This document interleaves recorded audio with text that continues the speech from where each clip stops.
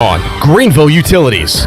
Save lives, be a hero, and make $1,000 your very first month donating plasma at Griffel's Biomat USA. At Griffel's, it adds up fast. New donors can earn up to $1,000 in your very first month. It's the easiest way to make extra money. Start now at Biomat USA, 505 South Memorial Drive, Greenville. Find your donor center at grifflesplasma.com. Make up to $1,000 in a month and save lives now at Griffel's Biomat USA. A better donor experience and better pay. White Claw Hard Seltzer, a wave of refreshment. Crafted using our unique Brew Pure process. Made pure. Nothing tastes like White Claw Hard Seltzer. White Claw Hard Seltzer, available in 5 fruit flavors, 2 grams of carbs, gluten-free, and 100 calories. Find it at whiteclaw.com. White Claw Hard Seltzer, nothing tastes quite like it. Proudly distributed by Coastal Beverage. Please drink responsibly. Hi, this is Karen Staten with AG Home Solutions. Thinking of remodeling? We are your one-stop shop for all your home design needs. Our AG Home Solutions design team has over 25 years of experience. Need a new bathroom or kitchen? Looking to upgrade your cabinets, countertops, tile, or flooring? The Design Center is open to all homeowners and contractors. Call us for an appointment. Visit agshomesolutions.net and mention Pirate Radio to receive a $100 discount through the end of August. AG Home Solutions, turning your remodeling dreams into reality. At Tiebreakers, we admit we have a bit of a problem. People love our wings so much that they're starting to sell their home TVs just so they can watch all the sporting events here at Tiebreakers. Seriously, we're glad you love our hand-breaded, hand-cut boneless wings that much, but we really need you to go home at the end of the night. It's okay, we'll be here tomorrow. And when you come back, bring a friend with you. For great food, great friends, and cold beer, we'll see you at Tiebreakers. Tiebreakers, break the chain, eat local. If you missed Pirate Radio Live, you missed. By the way, Nolan Knight is tuned in. Oh, thank you for listening, Nolan. Who did, a.k.a. Nolan Ryan, who did that interview with Parker. He said over 20 million combined views. 20 million? On that video. Holy smokes. Unbelievable. Wow. You're like the most famous dude I know. You're bigger than Clip Brock. I hate to steal your thunder. Pirate Radio Live, weekdays from 3 to 6, right here on Pirate Radio, the voice of the Pirate Nation. This is Pirate Radio, WGHB Farmville, 1250 and 92.7 FM Greenville, WDLX Washington, 930 and 104.1 FM Washington. The following is an exclusive presentation of Pirate Radio, the voice of the Pirate Nation. Welcome to Pirate Radio Live. You can paint this one purple. Now live from the Pirate Radio studios in the heart of the Pirate Nation, here is your host, Clip Brock. Welcome in to a Friday edition of Pirate Radio Live. Clip Brock here with you inside the Pirate Radio studios, coming to you today on Pirate Radio 92.7 FM in Greenville, 104.1 in Washington. We're on 1250, we're on 930. We are live online at pr927fm.com. You can find us visually on Facebook Live and on YouTube. We got some Olympics going on the television, some mixed doubles badminton that Tony Dunn and I will be commenting on throughout the hour. But a big show today because it is Free Beer Friday. We'll be giving away a 12-pack of Bud Light Retro Summer Seltzers and a 12-pack of Bud Light Citrus Variety Pack. And along with that, a Bud Light shirt, hat, koozies, Pirate Radio shirt, and a large 2-topping pizza from Domino's, all part of our Free Beer Friday giveaway, our last giveaway in the month of July. We'll do that today on Pirate Radio Live. It's also a special show because Wes Hines is producing today. Hello, Wes. Hello, Clipper. What's going on? Hey, man, you are. Good to see you, and filling in for Shirley Rhodes, doing a great job. Also, Chandler Honeycutt here as well. Hello, Chandler. What's up, Clipper? Looking purple on a Purple Friday. Purple Friday, baby. Showing your colors. I like it. And we are all set to go. Coming up on today's program at 4 o'clock, Donnie Kirkpatrick will join us, the offensive coordinator of the Pirates. We'll talk about the offseason. We'll go over each position room, talk QBs, running backs, wide receivers, O-line, with Donnie K coming up at 4 o'clock. So get your pens and paper ready and jot down some notes on what the the depth chart and what the season could look like on the offensive side of the ball when we talk to Donnie K coming up at 4 o'clock. At 4:30, Mark Greenhalgh from the Golf Shop Radio Show will join us. We'll talk about what's going on in the PGA Tour and also what's going on in the Olympics when it comes to golf. So Greeny will be here around 4:30. At 5 o'clock, the voice of Dowdy Ficklin Stadium and Minges Coliseum, Morgan Ahlers, will be on the program. And at around 5:30, we'll continue our ECU 2021 opponent previews with Dave Woloshin. He is the voice of the Memphis Tigers. Hadn't seen the Tigers on the schedule in a while, so we'll get a crash course lesson on Memphis football 2021. We will kick it off with Tony Dunn from CountyCatChronicles.com on a Football Friday edition of Pirate Radio Live. Remember we used to always say that, Tony? And now starting really, I guess, next month, it's Football Friday editions until the end of the calendar year and beyond. Yeah, now it's every day is going to be a football day soon. It is, and it's very exciting. Yesterday was the last Thursday with no football on for the entire rest of the year. That's an awesome way to phrase it. I do that every year with no football. Now, look, next Thursday is going to come. It's going to be the Hall of Fame game. I'll turn it on at kickoff and probably flip it over to Big Brother. But there will be a football game on, and that's what matters. It makes you kind of just feel good inside, like just knowing it's there. Even if you didn't watch all of it, just knowing it's there. Yeah, exactly. And we'll watch some plays. We'll see some guys that we've never heard of or remember in college, and it'll be a boring game, but it'll be football. And then the week after that, I know Washington is playing New England on a Thursday. I don't know who the Panthers open up with preseason-wise, but every team will get underway in a couple of weeks. So, yep. Yeah, I mean, and then we got to get used to the new preseason, right? One shortened game. So we'll be kind of interested to see how that adjusts, like the play time for players as well as evaluation for players. Because it was always traditionally week 3. Yeah. You'd see the guys get the most work. Is that week 2 now? Is it still week 3? I would imagine it would be the one sandwiched in the middle, game 2. So when it first came out that they were going to shorten the preseason, at first I was like, why just cut it to one game? But if you think about it, it actually is a big difference when it comes to playing time for these players that are trying to make a roster and for the starters, the know-it starters for the team. So one less game in the preseason can be a big impact for the guys trying to make the roster. The Panthers play all AFC teams in the preseason. They open with the Colts on August 15th, who they have a joint practice week with. And then the next week they play the Ravens. And also a joint practice, right? Yeah, and then finish with the Steelers. And I feel like the Steelers have always been the team we played a lot in the preseason. Mm-hmm. Not the typical Patriots game here, though. Saving that for the regular season, the Cam return. All right, pop up the rundown for us, Chandler, and let's go non-NFL items for a few minutes before we dive into everything going on with training camps and whatnot. But Tony, conference realignment, the Oklahoma, there's new speculation every day. There's also new real news every day, and today that real news is Texas and Oklahoma have accepted the invitation to the SEC. They keep throwing out that 2025 date. That's when the grant of rights contract ends with the Big 12. So the thought is we're going to join as right when that's over. We're in the SEC in the summer of 2025. There is a thought that they could just pony up some cash, buy their way out of that, and move before.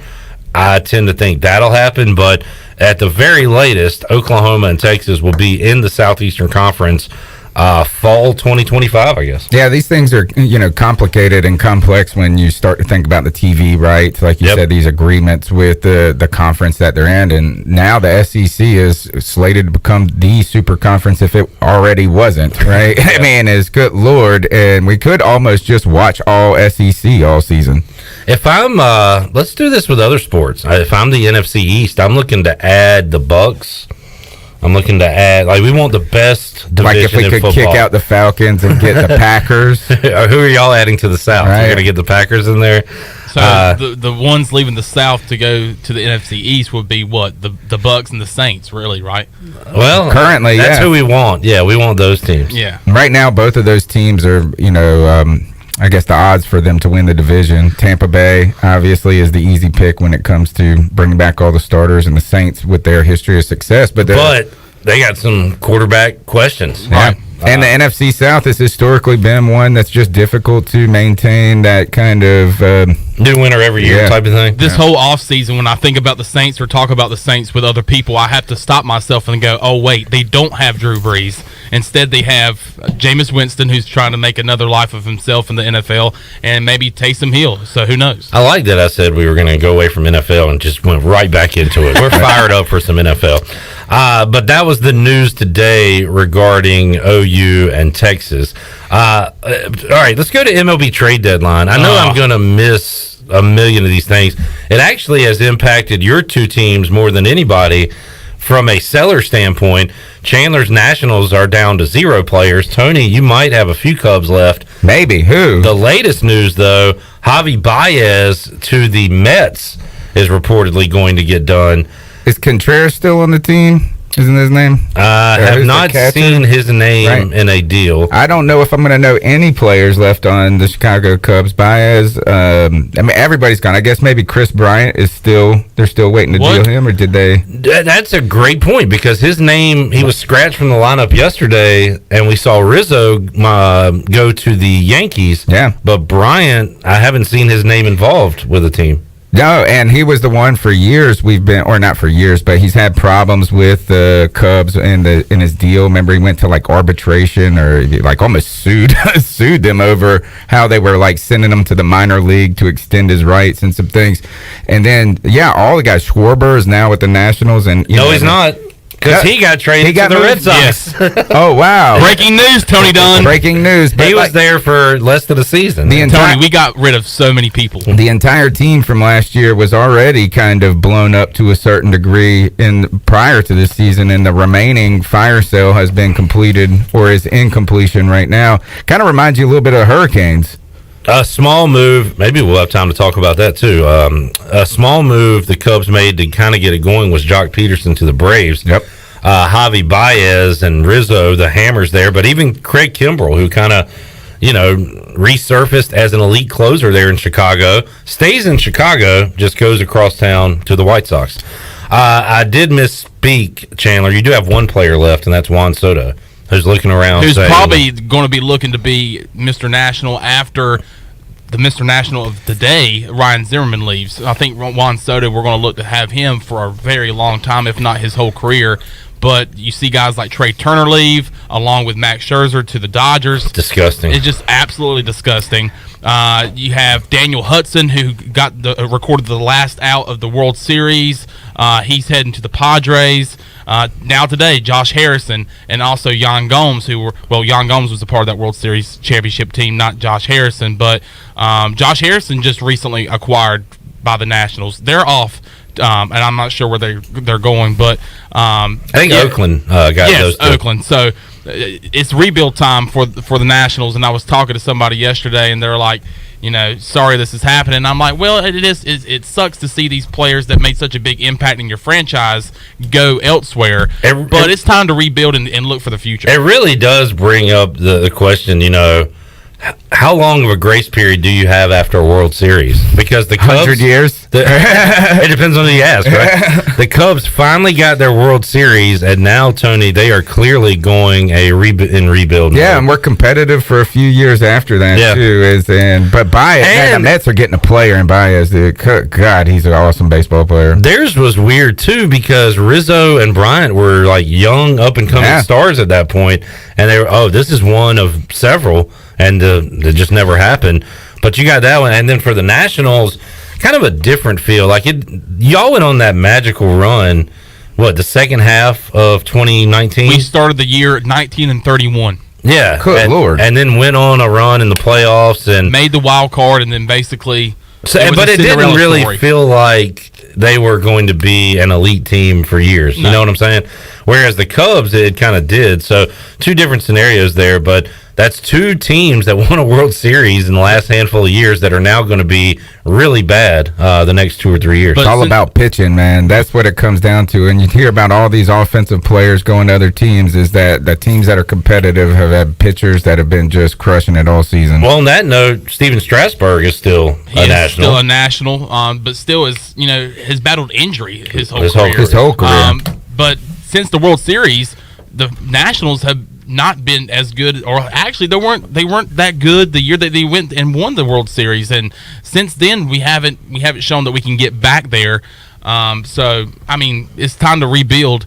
But yeah, I mean, you're starting to see it. Then Stephen Igo was on the show earlier this week, and he even mentioned that our farm system was not the best. In fact, I think it was ranked 29th in the league when it comes to talent in the farm system. So I think we're trying to get back to where we can have great prospects. I think in that deal with Max Scherzer and Trey Turner, I think we got two of the top prospects in their farm system in Los Angeles. So, yeah, the rebuild is on. It's tough for the fans a little bit, though, as I know that these things are necessary, but there's kind of been a sentiment where it's kind of like the Moneyball version of roster deals in a way, and it just makes it hard for a fan to know the team the next year when you don't know anyone. And like I was mentioning with the Hurricanes, the movement that they had, it's like the guys, the kind of staple names aren't going to be there. So you got a lot to learn, not only a lot to look forward to, hopefully, but a lot of players to learn. Yeah, I don't follow hockey enough to know, but I feel like in the Canes situation, they had a good young core of guys, and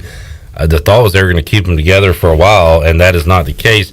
In the baseball deal, and the Braves went through a rebuild a few years ago, and then we saw the reward of it with Acuna and Albies and all those guys.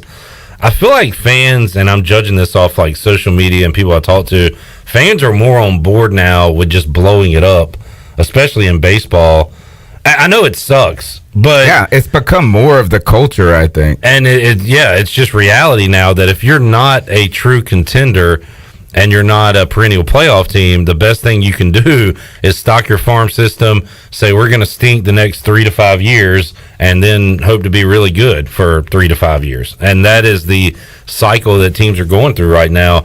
Nationals and Cubs are about to start that process. The Orioles are in that process. The Rangers are in the process.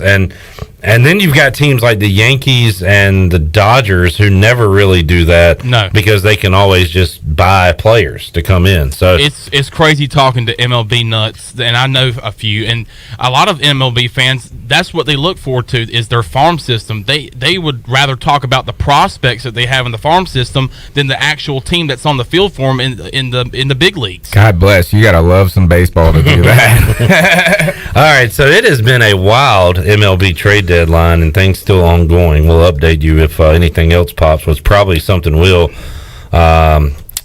in the next hour. When does it ever end? That is the question. You're talking about the world or the trade deadline? Yeah. When is the deadline?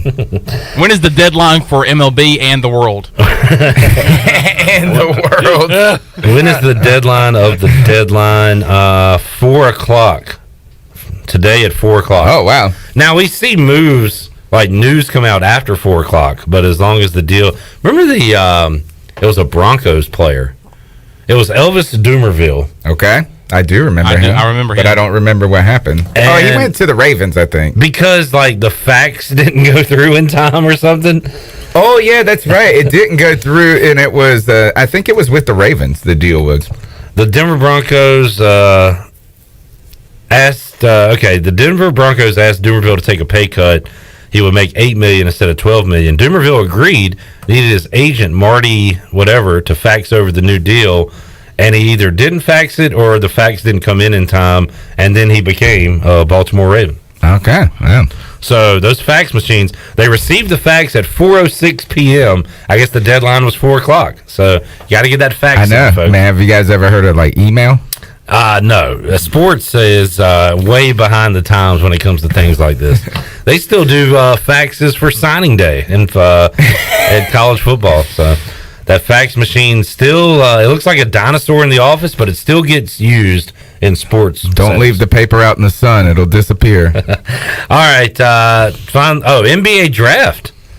Yep. Exciting time. I know. I refuse to get excited. Like, I wanted the Hornets to get Malik Monk. I was super excited. He didn't do anything until this last year, really. So I've been burned at times, but it does feel like the Hornets got a good haul last night with James Bouknight. I'm going with Bouknight. Bouknight. Or at least that's how I've heard apparently people say. Bouknight was a top 5, top 6 prospect. Was not expecting to fall to 11 to the Hornets. I did see a tweet where the Hornets were going to go with the guy they got at 19, Kai Jones at 11. So Bouknight fell to 11. They got Bouknight. Then they traded up to 19 with, I believe, the Knicks. I can't remember who they traded. The Knicks traded back 3 or 4 times last night, and so they got the guy that they wanted originally in Kai Jones. So a lot of happy Hornets fans on Twitter last night. They also got some super long Scotty athletic Lewis? dude named Thor. Oh yes, and that was from the rights for Detroit Pistons. Yeah. I did see that. So that like guy's jersey. Yeah, I kind of JT right now. Thor or something. Yeah, like that. and I like the way he plays. I'm excited about him actually. So this is the Melo effect, though. You know, is that Clip? I know you're kind of like you're trying to refuse to get too excited too early, but since Melo has worked out so well in his first season, there's a kind of excitement that we have a budding superstar right there, and then you pair young talent with him, and that's where I think a lot of this optimism comes from. it's amazing that everything comes back to him. You draft a guard and you say, can you imagine a backcourt with Bouknight and LaMelo? Then you draft a big man. Can you imagine him throwing lobs? Like everything circles back to the Rookie of the Year in 2021, LaMelo Ball. We talked about it off the air earlier today, but there was a tweet last night, and it kind of makes me raise my eyebrows. But LaMelo Ball already has the weapons that Kemba Walker never had in Charlotte. Before he plays the second season, and more star power right now. I mean, it's probably so true, early, right? I would think so. Yeah. Looking at the highlights I mean, for Bouknight, the way he's athletic, he finishes at the rim, and he's a 2-guard, or I guess he's a 2-guard. Their best team was Kemba and Al Jefferson, and who else was there? Can't tell. I mean, I can name off Gerald Henderson, but he wasn't an impact player. I can't name off anybody else. Courtney Lee was their other guard. They had Zeller. They had Didn't Michael they have the Asian kid? Josh McRoberts. They had Jeremy Lin that year. Yeah.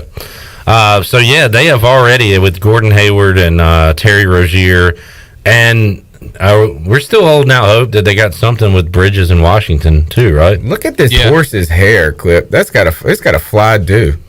We have now switched to equestrian on the television, and it looks like I got plaits. It kind of like a cornrow, like one single cornrow down the back. Wow! And there you go.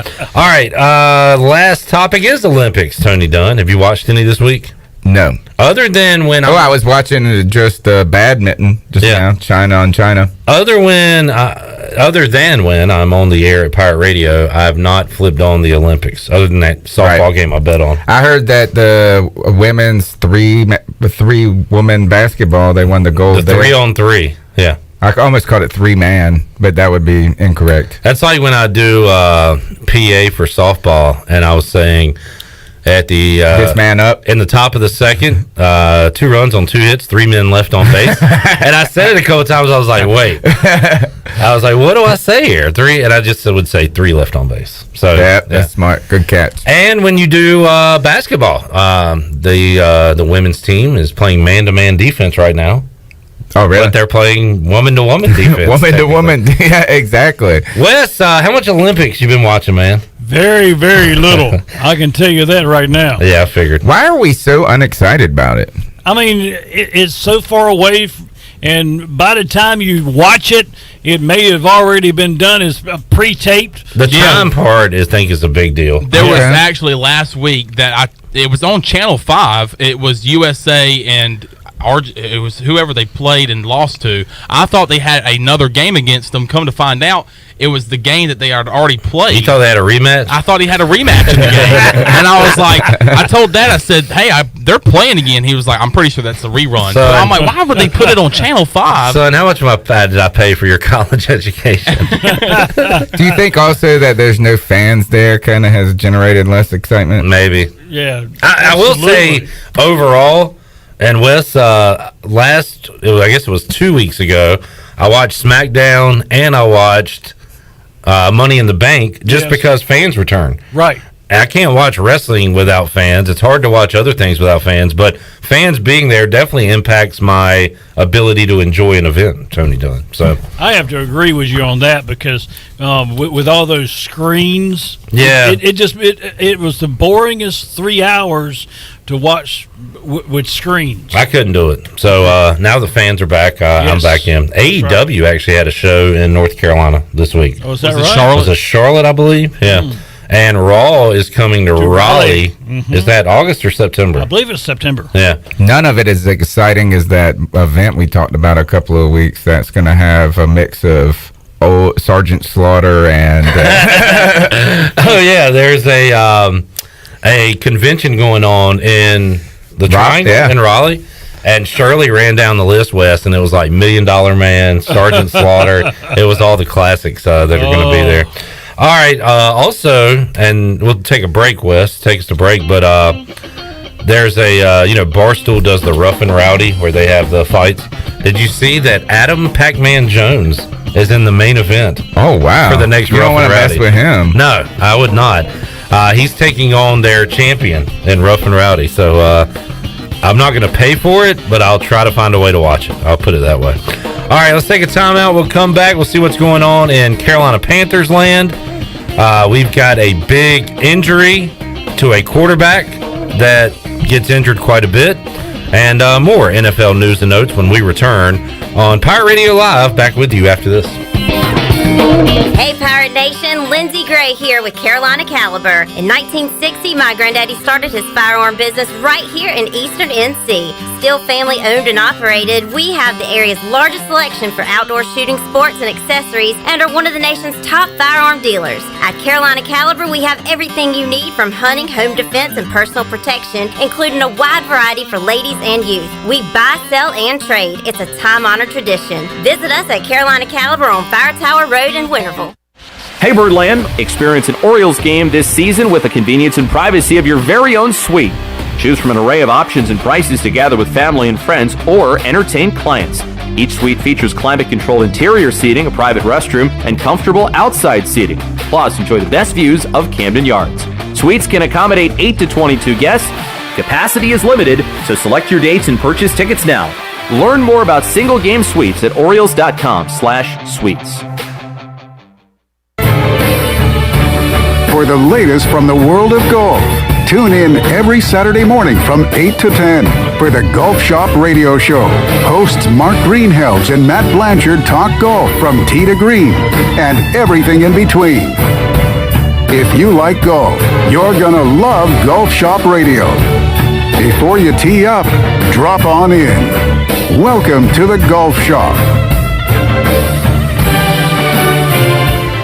Ahoy, mateys! To keep those cars clean, you need the Pirates Cove Fast Pass. Greenville's original express car wash is now offering a fast pass for as low as $19.99. That's one pass, 4 locations, and unlimited washes. Visit us in Greenville on Fire Tower Road, Memorial Drive, and East 10th Street, and also in New Bern on Glen Burnie Road. And by popular demand, Pirates Cove on Fire Tower Road is now offering interior cleaning. So we have you surrounded. Pirates Cove, the official car wash partner of ECU Athletics. Ahoy there, mateys! It's Captain Jack Spare of R&R Tire Express, your local tire and wheel shop in Greenville, offering affordable, easy payment options for easy ownership, savvy? Our customers love our treasure of tires and wheels, easy payment options, and customer care package, too. To learn more about R&R, stop by 3920 US 264 or rnrtires.com. Hello, this is Talbot Green with Angel Oak Home Loans. Now's the time to take advantage of the opportunity to buy more home or refinance your current mortgage at historically low rates. The combination of our local team's experience and Angel Oak's wide offerings of products from standard conventional, government, and portfolio loans has something for most financial situations. For more information, call Talbot Green, Joanne Weir, or Wanda Hager at 751-2060. NMLS 1719250, Equal Housing Lender.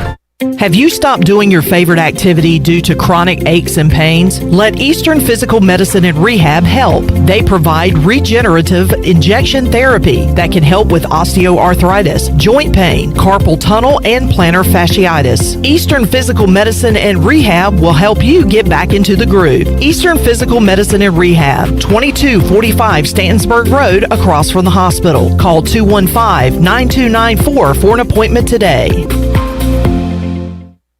There's no better time to drive away with a quality pre-owned car, truck, or SUV from Greenville Auto World. Greenville Auto World is your authorized rough country dealer. We specialize in lift and leveling kits along with custom wheel packages. Whether you're looking for ground clearance or enhancing the appearance of your vehicle, trust our team for your off-road experience.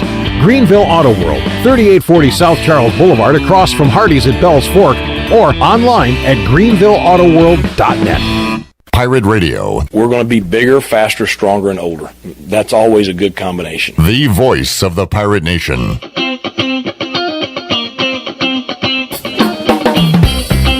You're listening to Hour 1 of Pirate Radio Live. Save lives, be a hero, and make $1,000 your very first month donating plasma at Griffel's Biomat USA. Start now at Biomat USA on 505 South Memorial Drive. A better donor experience and better pay. Now, back to the show. As summer temperatures rise, water is a great way to cool down. North Carolina State Parks would like to remind you to cool down at our freshwater swim areas and beach access locations. But please remember a few pointers for safety. Always swim with a buddy. Do not allow anyone to swim alone. Swim in designated areas supervised by lifeguards. Do not trust a child's life to another child. Never leave a young child unattended near water. Even when with all the water ground, dehydration can happen. Avoid swim cramps by drinking plenty of water regularly, like I do. Even if you're not thirsty, cool down. Wait. No, let me finish this. Okay, go ahead. Cool down at your favorite North Carolina State Parks. Check out ncparks.gov and plan your escape from the heat today. All right, Wes. No, that was a good one. I couldn't help that. I had to do that because. So yeah, he's drank like 9. You did bring in these giant bottles of water. Yes, I drink 12 bottles a day. 12 of those? Of those. Yes. Good grief. Yeah. That's a good thing. You got some healthy kidneys, man. Well. I don't know if you know his medical issue. Oh, I do not. You do not want to know. Oh, okay. Yeah. Let's put it to you this way. Most folks' prostate is the size of a walnut. Mine's the size of a watermelon. I've seen a CT scan. Good Lord. Fact to consider. Yeah. So, but you're doing all right now, Wes? Yeah. Lost half my intestines or my colon for colon cancers. My goodness. No kidney problems though, right? Or else I really just stumbled on. I mean, I had kidney stones a couple of years ago, but that's already been solved. So we're good. And you're doing a great job here, and I love the tip there. Even if you're not thirsty, keep hydrating. Absolutely. With what's especially that's the problem with everybody. It's like, well, I'm not thirsty. I'm not going to drink water. Still drink water. Especially if you're out on the canoe. Yes. Oh yeah, Wes. A few weeks ago, I was filling in for the lovely Shirley Rhodes. Right. And I came across canoe. You can rent a canoe in NC State Parks. Yeah. And my mind read it as canoe. Oh boy. So there you go. So we're in the same boat. We get things wrong. Yeah, you're in the same canoe together. Tony, will you be my swimming buddy? 2 men, 1 canoe. There you go. I don't know if anybody wants to share a canoe with me. I might tip that baby over. You guys sit in the back. Yeah, like a lowrider. All right, where were we? We're talking Pantherland. All right, what's going on in Pantherland? What are the storylines at training camp? First of all, we're back at Wofford because I don't believe we were there last year. Correct. So it's great to be back on the beautiful campus of Wofford College. Also the hottest place on earth. Yes. Chandler's the biggest company man for the Panthers I've ever heard in my life. Now he's like Beautiful Wofford. Great to be back. It is beautiful. Okay. I've been there. It's Last great. year he was like, so nice. We're finally not in Wofford with that stinking heat. But listen, like they have a bunch of partnerships with like Lowe's and stuff, so they have really done a great job of making it basically like a garden there. Like it's amazing how the field looks, and like it's got to be a great recruiting pitch for people for like going to Wofford. I don't know how that is a pitch, but it's the Garden of Football Eden right there. No go. Clip's not having this. You know, the good news here. I'm just fascinated by every way Chandler can spin positivity to the Panthers. I'm saying I is, wish I could do that. I'm so old, jaded, cynical about my team. I would never speak like this. This is why I say this, because we're back to some sort of normalcy. That's good for now. All right, I'm going to knock on this wood table right here because the number one storyline coming out of the Carolina Panthers training camp so far as David Newton. No injuries. As we look around the league and we see some of the headlines popping up today, and even I brought them up to you off the air, then you reference somebody on your team who's already struggling with some sort of injury. Right now, the Carolina Panthers have not seen their name on any of these reports. And also, I think the other good thing is I think the Panthers are among one of the top vaccinated teams with players, even though Denzel Perryman, we actually know, they said that 93% of the Carolina Panthers are vaccinated, and Denzel Perryman is not. He came out and said that today. So I almost think we could probably calculate exactly how many players are left that are unvaccinated. But as we hear COVID numbers, I guess, or COVID again in the news a lot, Panthers injury-free. Seems like all the players who are supposed to be participating are there, and that is the exciting news. I saw something earlier this week, Matt Rule's comments on Sam Darnold, and I guess it's just the way our brains work these days that we assume everything's like negative drama. Something like when I read it, I was like, well, that seems kind of harsh. But so his quote was talking about Darnold. I guess Sam Darnold recently got vaccinated, right? Correct. Yeah. And he was asked about, I guess, being a vocal leader with the team, and Rule said, quote, Sam's 23 years old. He just has to worry about playing quarterback right now. We've got great leaders. We got Christian McCaffrey, Matt Paradis. Well, no, actually, I have no idea how to say Paradis. it. Yeah. We've got DJ Moore, Robbie Anderson. Robbie Anderson's a vocal leader? That's interesting. He is. Dan Arnold has called a vocal leader. Wow. He says we got all these veteran guys that have played a lot.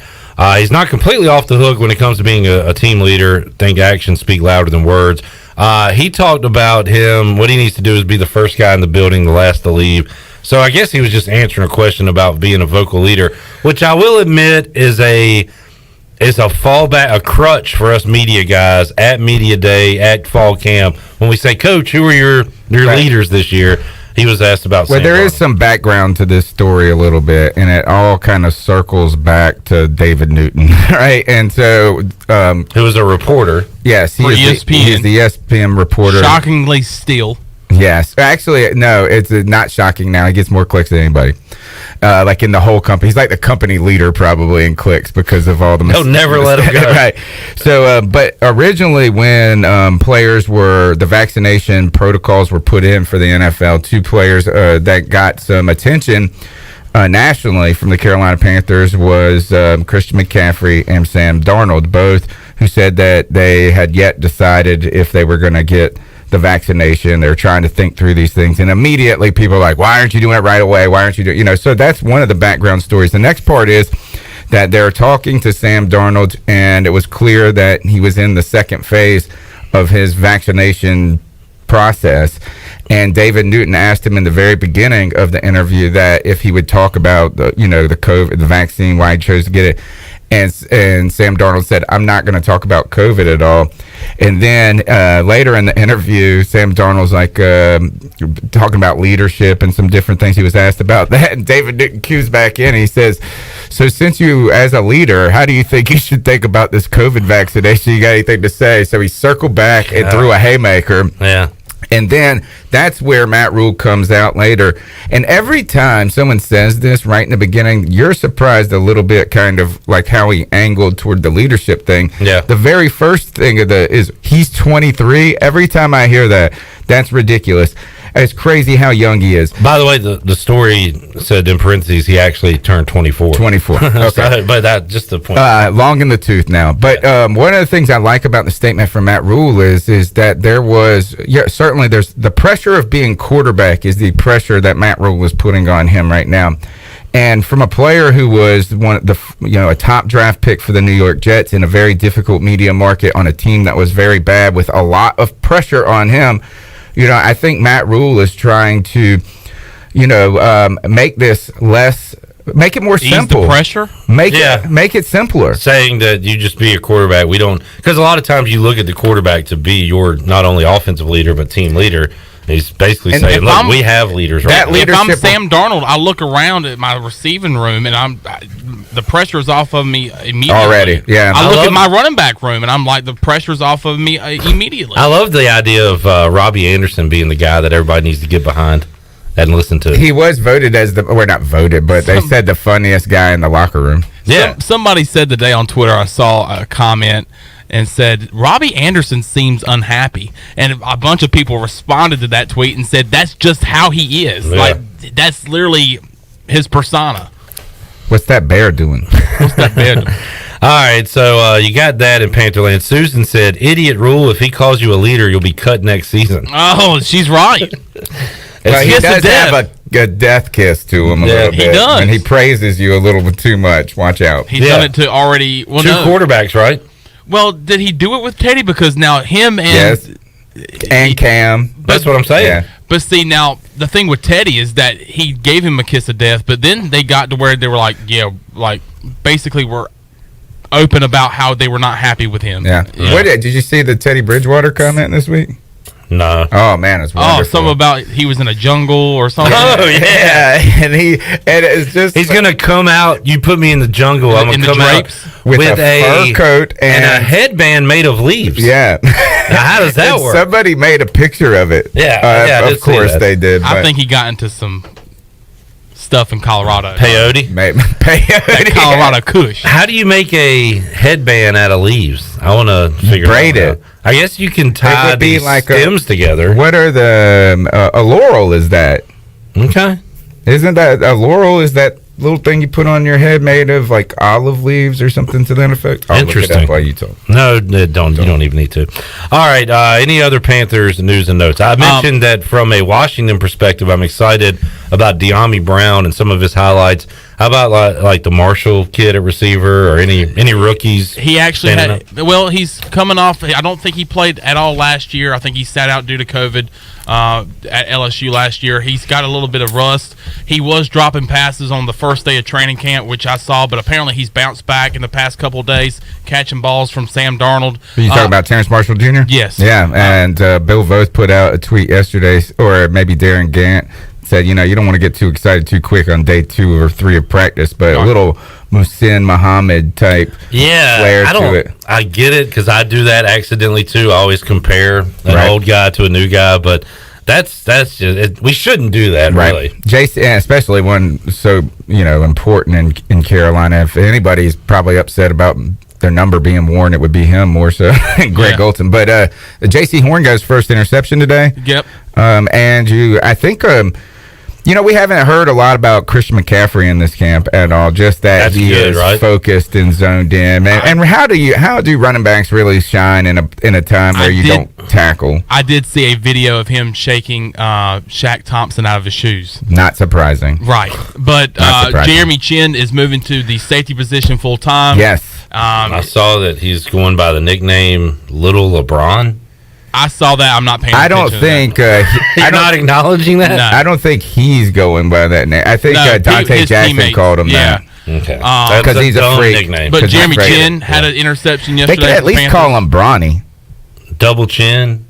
Yeah, I like the chin Crimson check. Chin. I like chin check. Chinsanity.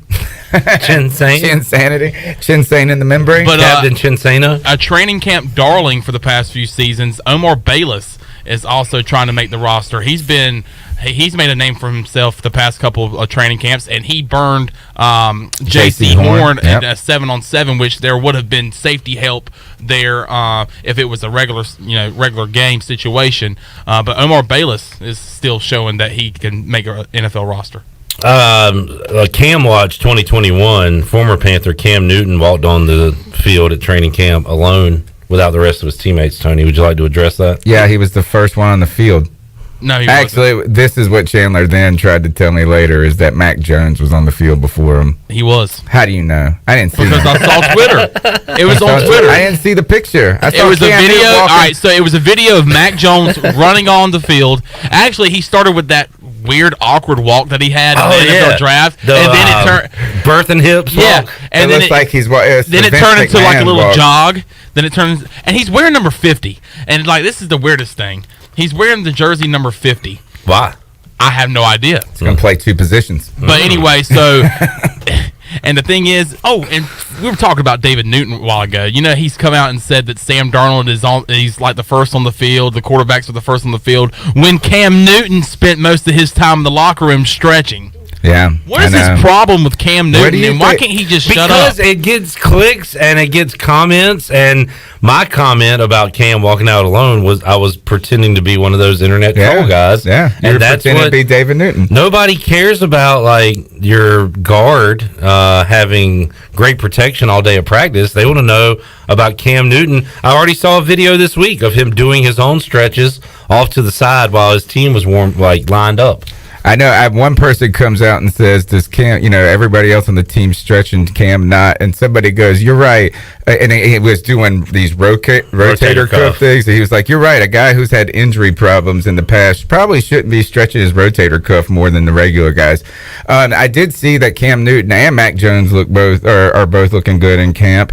And I wanted to go back one last thing from David Newton. Did you see, and you guys have probably already talked about it this week, the picture he put up, and he said that Christian McCaffrey, the first in the building, and it wasn't Christian McCaffrey? Yes, we talked about this earlier this week. And I'm sitting here trying to think, is he joking? I want to think that he's joking. I hope that he's joking, because if he's not, then, dude, really? The guy looked nothing like C-Mac. I want to get him on the show. I want him on my podcast, and I will ask him: Is this for show? Is that accidental, or do you do this intentionally? And Pat Coltrane, who has a YouTube channel for the Panthers channel like mine, he made a joke that he said David Newton saw the first white guy with good calves and assumed it was Christian McCaffrey. At Pirate Radio, if we did that, if we said Holton Ahlers, first on the field, and it's Tyler Snead. Yeah, we would get a lot of comments, a lot of attention about that. More so than if we got it correct. Maybe we're going all about this the whole wrong way. Yeah, we could be. By the way, 14 seconds ago, Pro Football Talk put out a story on Twitter. It says, "What about a story? Cam Newton has been a great teammate, according to Mac Jones."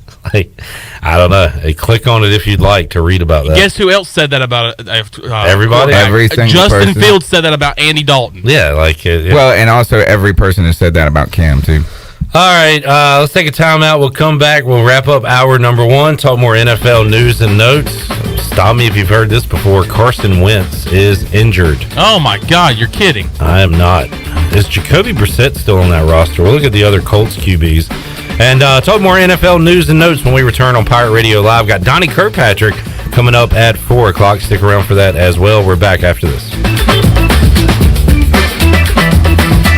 The Tupper River Bandits are back, and this year we'll have a full season, and all fans are welcome this year. Come watch some of the best collegiate baseball around with over 20 Division I players on this active roster looking to compete at a high level. We have a family-friendly atmosphere, awesome stadium, food and drink specials, plus the coldest beer on the East. Come do something different with the family this summer with the Tarboro River Bandits. 29 home games to choose from. Tickets available at the gate or online at TarboroRiverBandits.com. E&S Hemp Company in Winterville is your premier CBD store. At E&S Hemp Company, they have helped hundreds of people just like you get relief from joint pain, anxiety, insomnia, and more by providing you the highest quality of CBD products available. E&S Hemp Company has a great selection of only the safest, purest, and most beneficial hemp-infused products available from honey, tea, coffee, candles, and more. E&S Hemp Company, Fire Tower Road in Winterville, and online at ESHempcompany.com.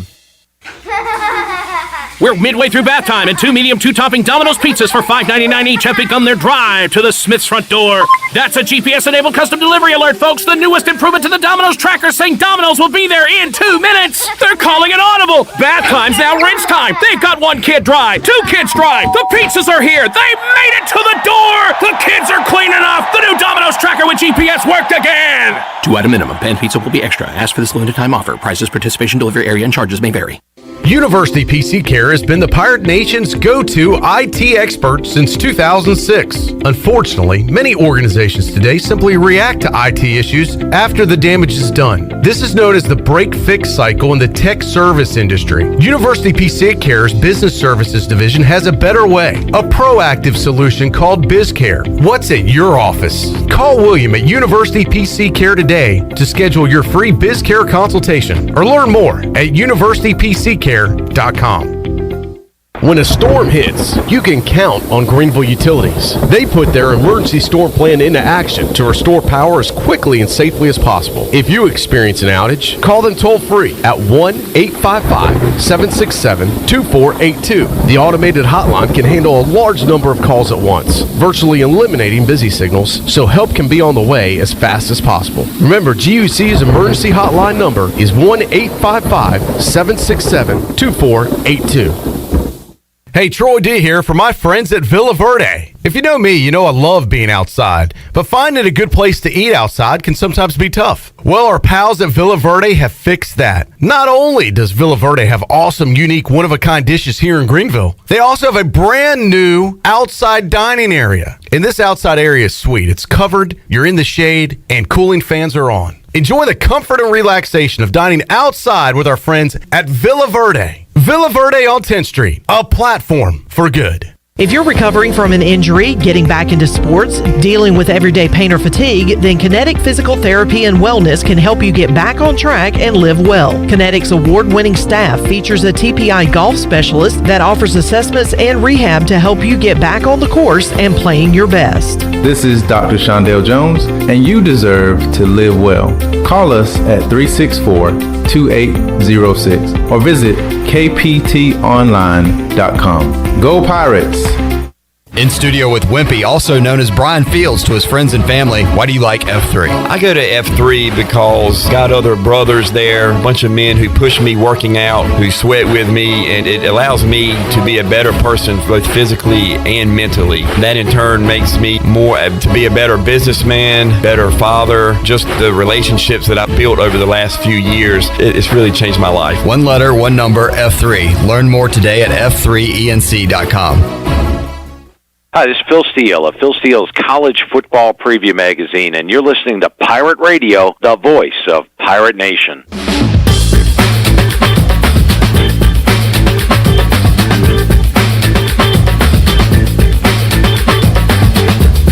You're listening to Hour 1 of Pirate Radio Live. Save lives, be a hero, and make $1,000 your very first month donating plasma at Griffel's Biomat USA. Start now at Biomat USA on 505 South Memorial Drive. A better donor experience and better pay. Now, back to the show. Did you miss a show on Pirate Radio? Listen to all the Pirate Radio's archived local programming by subscribing to us on Apple Podcasts. Subscribe today by going to the podcast app on your iPhone or Apple device and search for Pirate Radio Audio Archives. Now back to the show. Here is Clip Rock. And Wes, we can add Spotify to that as well. As we have recently made it available on Spotify, so you can hear Holton Ahlers and Troy D. Holton Ahlers was on the Pirate Radio podcast recently. You can download that one. Also, Phil Steele joined Troy D. So a couple of new Pirate Radio podcasts out there to get you ready for the upcoming East Carolina football season. So that presented by White Claw Hard Seltzer. Also, speaking of White Claw, the sponsor for Pirate Radio Trivia, which we had a new episode released this week. So you can check that out on Facebook and on YouTube. Subscribe to Pirate Radio TV on YouTube for that. All right, we'll wrap up the hour talking more NFL, and we have another Carson Wentz injury. Carson Wentz is out indefinitely as he undergoes further testing for a foot injury that he suffered yesterday. So this is we always look at too, like, if this quarterback goes down, does this team still have a chance to make the playoffs? The Colts, I'm going to say no, Tony, because their backups are Jacob Eason and Sam Ehlinger. I mean, I think there were some question marks with Carson Wentz at quarterback after the season he had with They the have Eagles built last year. a good team around the quarterback position. Yeah. It sounds like this, like, I mean, don't speculate on injuries, but You just want to say Liz Frank. Yeah. Because it's cool to say. You sound smart when you say it. You're right. And I actually know what it is. Did you go to the Liz Fair concert? No. Okay, I was just asking. No, it was Lilith Fair. Liz Fair. Okay. Now you pulled a Tony. You pulled a Tony. Have you seen the Woodstock 99 documentary on HBO Max? No, but it looks scary, doesn't wild, it? Is man. it? I watched it last weekend. Because that's something you could have been trapped at yourself. Huh? Like, I mean, it's like being at. Oh yeah, like I liked Limp Bizkit. I'm kind of ashamed of it now, but like at the time, I was all in. So it's worth the watch. Yeah, Okay. definitely. I'll have to check it out. Yeah, and I don't know how much of the musical acts you would be into, but the stories behind it. There was some bad stuff that happened there. There was a stage set on fire by the end of it. I mean, it turned into like a riot, if I remember right. Yep, they had to bring in the police and like FEMA had to come out. It was bad. Not enough hydration going on because they sold $4 waters to kids that only wanted to drink beer and do drugs. And they weren't thirsty, and they thought, all right, I don't have to drink water if I'm not thirsty. Here's the thing: drink water even if you're not thirsty. Yeah. How do we get there from Carson Wentz? I don't know, but Carson Wentz is injured. Tony Dunn. Oh, it was Lilith Fair. Yeah, Liz Frank to Lilith Fair to Woodstock and to 99. Curtis Samuel now. Look, he's fine. It's not bad. He's fine. Okay, he's okay. Are you sure? No, I'm not sure. He's already hurt. He was put on the PUP list, and then he was put on the COVID list. I don't know if that was two separate incidences. I think it was. I think he had an injury and then COVID. So not a great start, but he's somebody, Tony, that you kind of went through this with in Carolina, right? Yeah, I mean, his availability was. He had a heart issue at one point. Hamstrings, broken leg. I forget what he got his first year, but he had a heart issue where they had to do a surgery. That's some serious. And he came back out, but he came back and he was awesome. He returned quickly, actually, from it. I also wanted to bring up. What are your thoughts on Aaron Rodgers, man? He came out throwing some rocks. Haymakers. Gosh, it was awesome. I liked it. I'm probably guilty of being both sides clip, but I don't think that's a bad thing. I try to look at everything from different perspectives. For a guy to speak openly and honestly, at least in his opinion, about what the franchise has done over the years is awesome. It's great to hear. It's very entertaining to hear him say they have not treated his franchise he's been with forever has not treated players right in the past when it comes to extending contracts. He said Green Bay is not a vacation destination. They come here to play with me, which is all true. And the team. It's true. It's just like harsh that you don't hear players come out and say that. But he had that list ready. He did. I mean, when he came up and that reporter asked him that question, he came out and he said, "I got about 72 things to talk about right here." And the one point I didn't like about it, and I think, is that how long he's been there. He was, he didn't start for his first couple of years, but he's been a starter for 9 years. And you think about how many changes have happened to football organizations over a decade. And when you have that constant there, he's been in the building when they've won. He's been in the building when they weren't winning. And he does have a certain perspective. I mean, it's like and not every quarterback, like a Sam Darnold at 24 years old, can have that position and that perspective, but he's been there longer than the dang GM has. One of his points was he wanted a bigger position, or thought he deserved a spot where he could talk about personnel and do involved. that stuff. I never got to the other side of the issue. The other side is he is a big, giant baby diva, and he learned from the best in Brett Favre. Yeah. So like he seems to. He's got the chops, though. If you can back it up, then you can talk junk. It's like Todd Gurley said this one night. He said, if you want to hoot with the Owls on the weekend, you better soar with the Eagles on Sunday.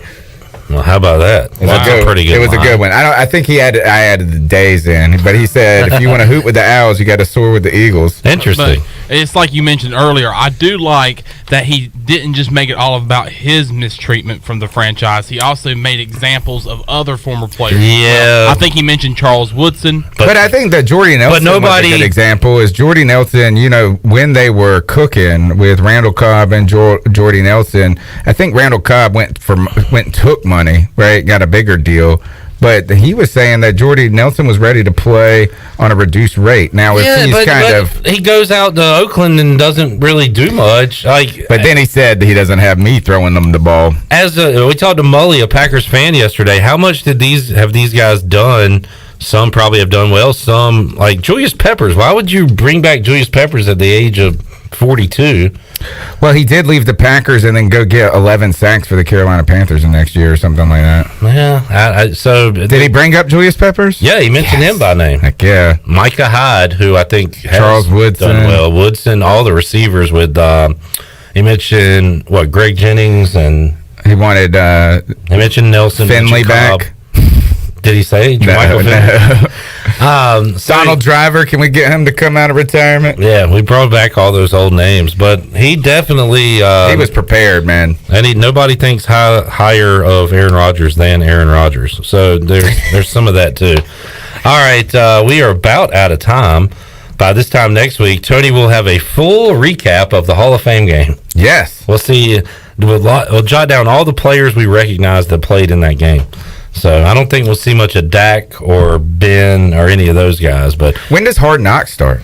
Yeah, it's later than I anticipated. I believe it is Wednesday the 11th. Is the first, or either Tuesday the 10th. It's that week, I believe. I'm actually excited about it being the Cowboys because there's so much personality surrounding that team. But it's like I think this is their second time being on Hard Knocks. I think it might be their third time actually that they've been on Hard Knocks. They've been on quite a few. I mean, Jerry is alone enough of a reason to watch. We'll see if Jerry can get some glory hole in 2021. I want me some glory hole. That's his words, not mine. All right, we'll take a time out. Come back. Thanks, Tony. Thank you. C3 Podcast every Tuesday on YouTube.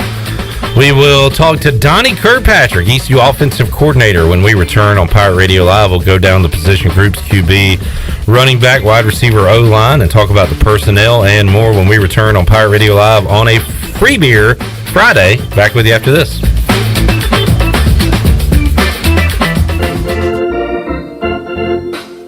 Down East Wood Ducks baseball is back. Come out Saturday, July 31st for the Beach Jersey Giveaway, presented by Lenore Community College. Free to the first 1,000 fans. Be sure to purchase your game tickets in advance at woodducksbaseball.com or call the Wood Ducks offices at 252-686-5164. See you at Granger Stadium when gates open at 5 and first pitch is at 6. Go Woodies! The Pirate Radio Podcast. Co-author of Stick Together, a simple lesson to build a stronger team. She is Kate Lavelle. It's like a study book. There's 7 principles in there, and I'm doing workshops on this, and, I can do 3 to 5 hours covering it because we go into in-depth conversations on how do you apply belief, how do you live it, how do you keep it alive every single day, and how do you make your team powerful with it. So it's a quick read, but you can really dive deep into each of these principles. Listen to every Pirate Radio podcast now by visiting our podcast channel and subscribing in Apple iTunes or SoundCloud. The Pirate Radio Podcast is powered by White Claw Hard Seltzer, proudly distributed by Coastal Beverage. At US Cellular, we believe everyone should get more of the latest 5G technology for less of your hard-earned money. Right now, everyone can get a free smartphone, whether you're a new customer or not, with no trade-in or hidden fees. US Cellular, America's locally grown wireless.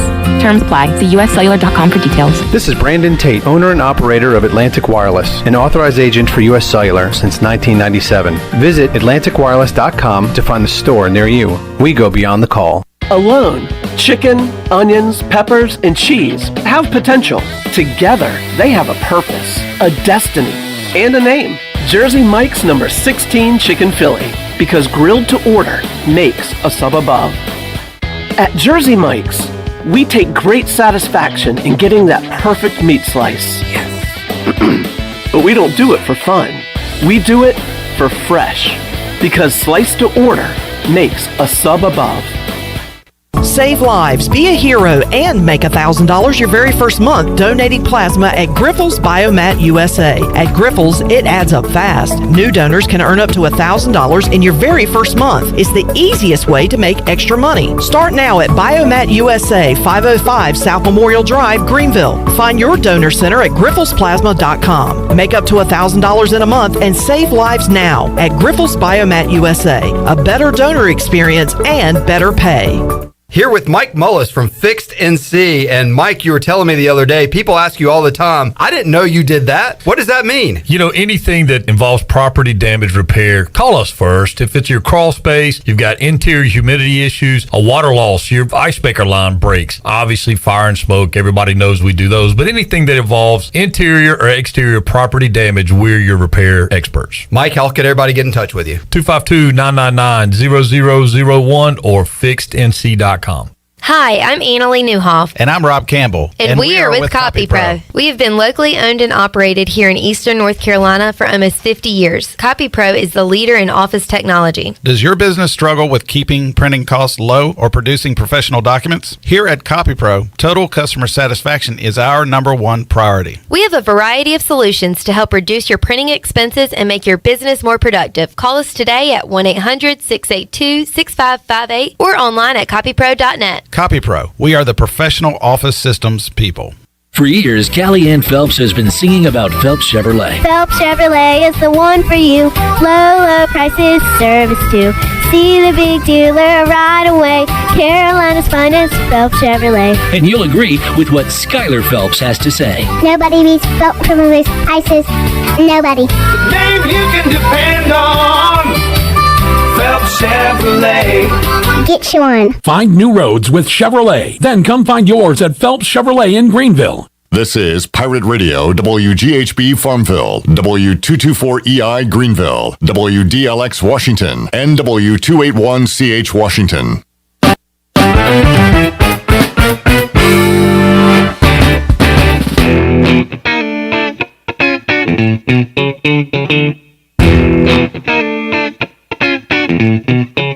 You're listening to Hour 2 of Pirate Radio Live. Do you need custom t-shirts, apparel, or promotional items for your business, organization, or event? Keep it local. Print it local with University Sportswear. Contact them today at universitysportswearenc.com. Now, back to the show. Jersey Mike's open 7 days a week for lunch and dinner. Order in store or online through the Jersey Mike's app. That's Jersey Mike's, a sub above. Now back to the show. Here is Clip Rock. All right, Jersey Mike sounds good right about now. Welcome back to the program. Wes Hines, Chandler Honeycutt producing today's show. I am Clip Rock. Tony Dunn, the Cubs fan, walks out just before I can tell him that Chris Bryant has been traded to the Giants, to the San Francisco Giants. So Giants, Padres, and Dodgers all getting better here to ramp up to the playoffs. So Bryant gone. Also saw Jake Marisnick traded. So the Cubs really have traded everyone. I saw a tweet, Chandler. Now this is quite comical. Coming up tonight at 7:05, Cubs at Nationals. Who the hell's playing in this game? That really is comical because there really is nobody left for both of those franchises. Now the teams have had to. They know about this before we do, obviously, with the trade. So I guess they've made all the call-ups necessary, but we're not going to recognize the names of just about any of these guys, especially on the Cubs side. You've got Soto on the National side. I'm gonna have to check this out just to see who's playing for these teams tonight. Yeah, I actually was trying to think of the big name stars for both teams. I thought of Juan Soto for us, but I was thinking of young talent for the Cubs. I really can't think of anybody. What if you're not a local, you spend big money and make a trip to go see your favorite team play like once a year, maybe a summer trip? What if you pick this game? Yeah, I want to go see Chris Bryant, Javi Baez, Rizzo. I want to go see Scherzer. I want to go see Trey Turner, Jan Gomes, who was on that World Series championship team. Jock Peterson's cool. Like, you buy these tickets back in April. Kyle Schwarber's killing it for the Nationals. I'd like to see him. Oh, man, he gets to face off against his former team. Yeah. Oh, crap. You spent all this money to go pretty much watch two minor league teams play, two AAA minor league teams play. Hey, good news on StubHub. If you still want to go, you can get tickets as low as $14. Wow. So maybe you can. Good luck reselling those tickets. Everybody's trying to resell their tickets right now, and it's not working for that game. All right, let's talk some Pirate football, and welcome on the offensive coordinator of the East Carolina Pirates, Donnie Kirkpatrick, joins us on a Friday edition of Pirate Radio Live. Coach Kirkpatrick, how you doing, man? I'm fantastic, man. How you doing? Great, and it's great to talk with you. And I never know, Coach, and I talked about this when Amanda Houston joined us earlier this week and mentioned that I talked to Chris Foster, running backs coach, right after spring ball and said, Coach, you finally get to take a breath, get a little time off. And he looked at me funny and said, there is no time off. And so, Donnie, hopefully you have been able to relax a little bit. But, man, it's a 12-month job when you sign up for this, right? It absolutely is. And, of course, as Ruff used to say, we knew it was a rattlesnake when we picked it up. We don't have any reason to be shocked about it. But I just think the recruiting, the way it is today, has really, really squeezed the summer a little bit more. And that now June is such an active recruiting month that every day in the month of June we had prospects either on unofficial visits, on official visits, or in camp here, and that just really, really makes the summer go fast. But we were lucky enough. We got a few weeks there at the beginning of July when there's a dead week in recruiting. There's a 2-week dead period there, and so we slipped away a little bit, and now we're back in the office, though, and we're preparing for the players to report to camp on Tuesday, the 3rd. Man, exciting times as we get set for East Carolina football 2021. And Donnie, especially with the year you had last year, unable to see the recruits face-to-face, that was a whole new world this year, trying to pile all that in. And it does seem like since you and Coach Houston and the staff has been here, man, you guys have replenished a lot of depth, and I'm speaking generally here, especially on the defensive side of the ball, but it does look like you finally got in some position groups and some rooms 2 and 3 deep, Coach. Do you feel that way? Have you been able to get that depth up a little bit? Yeah, I think that's probably the number one thing we might be excited about is that now finally we've got some competition, I think, for positions, and we've got some depth. So if one guy goes down, you don't have to totally change what you're doing or just hope, that the other team doesn't show up that week. That's been a huge emphasis, is to get some more quality players in here. I think a lot of it has been the offensive line and the defensive line, and that, in our philosophy, you're going to win up front. And, that's how we won when I was here before. We were better up front on the defensive line for sure, and mostly the offensive line too. And then you get those couple of skill guys that can go make the difference, but you're not going to win at this level unless you got the linemen. So there's been a lot of emphasis on that, and we've been fortunate this year that we do get to see the recruits. It was a very scary thing in that we signed a class, and I think out of the entire class we had only seen 3 of them in person before. So, kids were literally showing up, and we were introducing ourselves, and you weren't sure who they were. They weren't sure who you were. Now, you'd had a lot of conversations with them on phone, and you'd had some Zoom, but it's just not the same through a Zoom that it is seeing a guy. You don't know how tall he is. You don't know how wide he is. You never really shook hands with him, so it's a total difference. But we've been very fortunate. Most of those guys, I think, we've been very pleased with. Donnie Kirkpatrick joining us. Donnie, let's talk about some of the personnel. We'll start at the quarterback position. And what did you ask Holton Ahlers to improve upon in the offseason, and what was he able to accomplish this offseason, Donnie, to become an even better quarterback for the Pirates?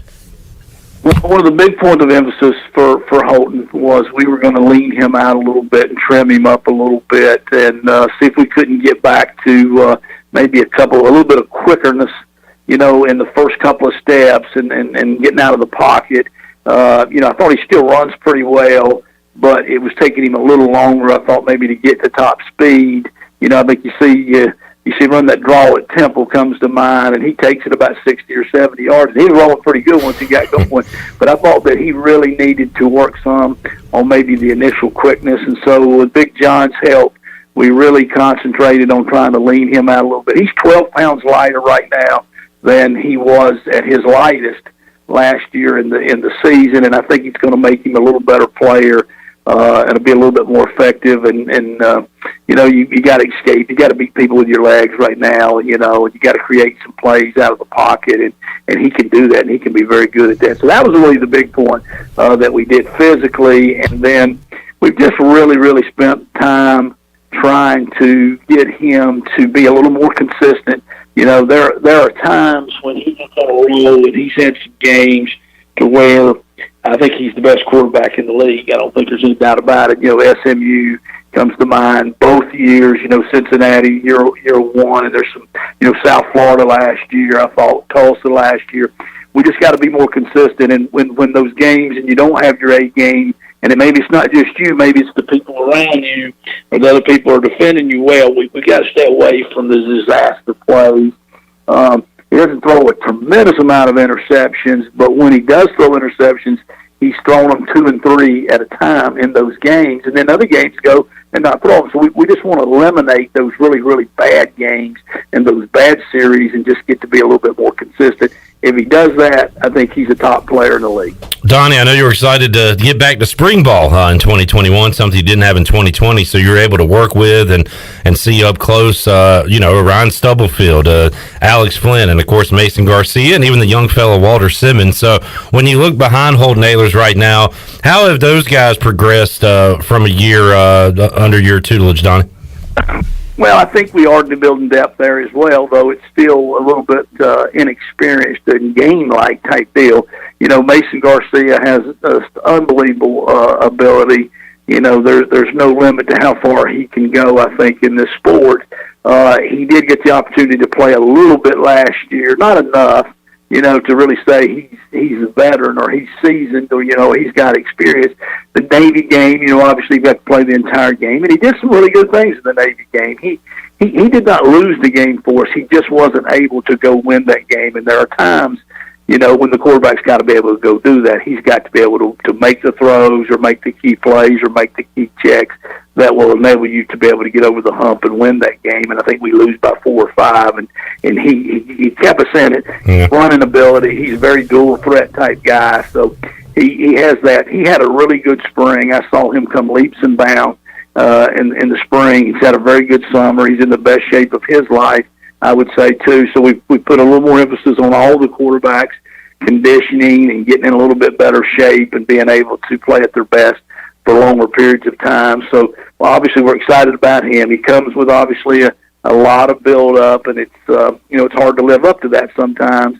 And, you know, a lot of expectation, but I think he's surely heading in that right direction.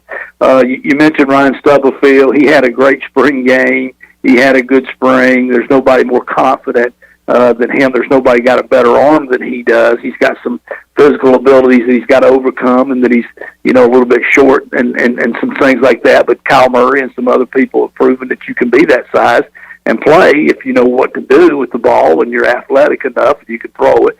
So I think, you know, he's really starting to get comfortable. Alex Flynn continues to improve. He's a young man. He's a great team player. He, you know, you don't want to penalize him for being this type of a player and that he's the perfect backup because he's so darn smart that he doesn't require a lot of reps to be able to know what to do. So you don't want to hold that against him and make him always into a backup.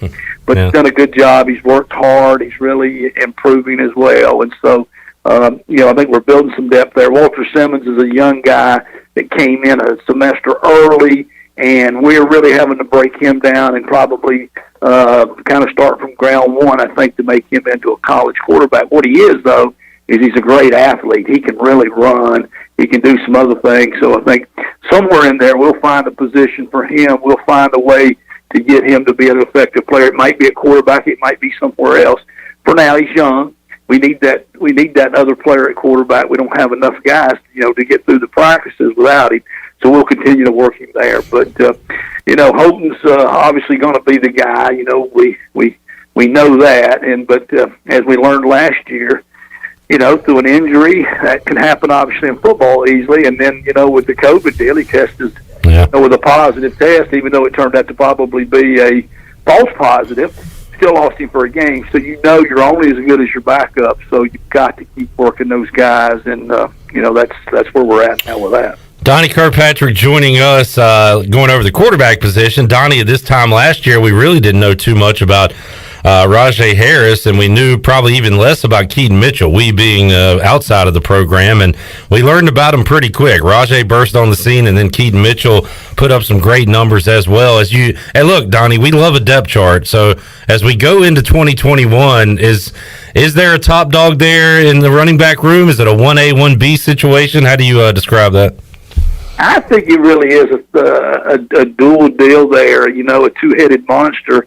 I like to call him Thunder and Lightning. I think that sometimes offends Rajay a little bit because he's Thunder, and that he always reminds me, Coach, I'm the one that had all the long runs, and that's really true. He had more of the long runs than Keaton did. But I said, well, Thunder's pretty fast, too, you know what I'm saying? It just makes a lot of noise, a little bit more like that, too. So, but I really think that's one of the positives that we've got is that we've got two guys right there that can complement each other. Again, it's hard to stay healthy in this game.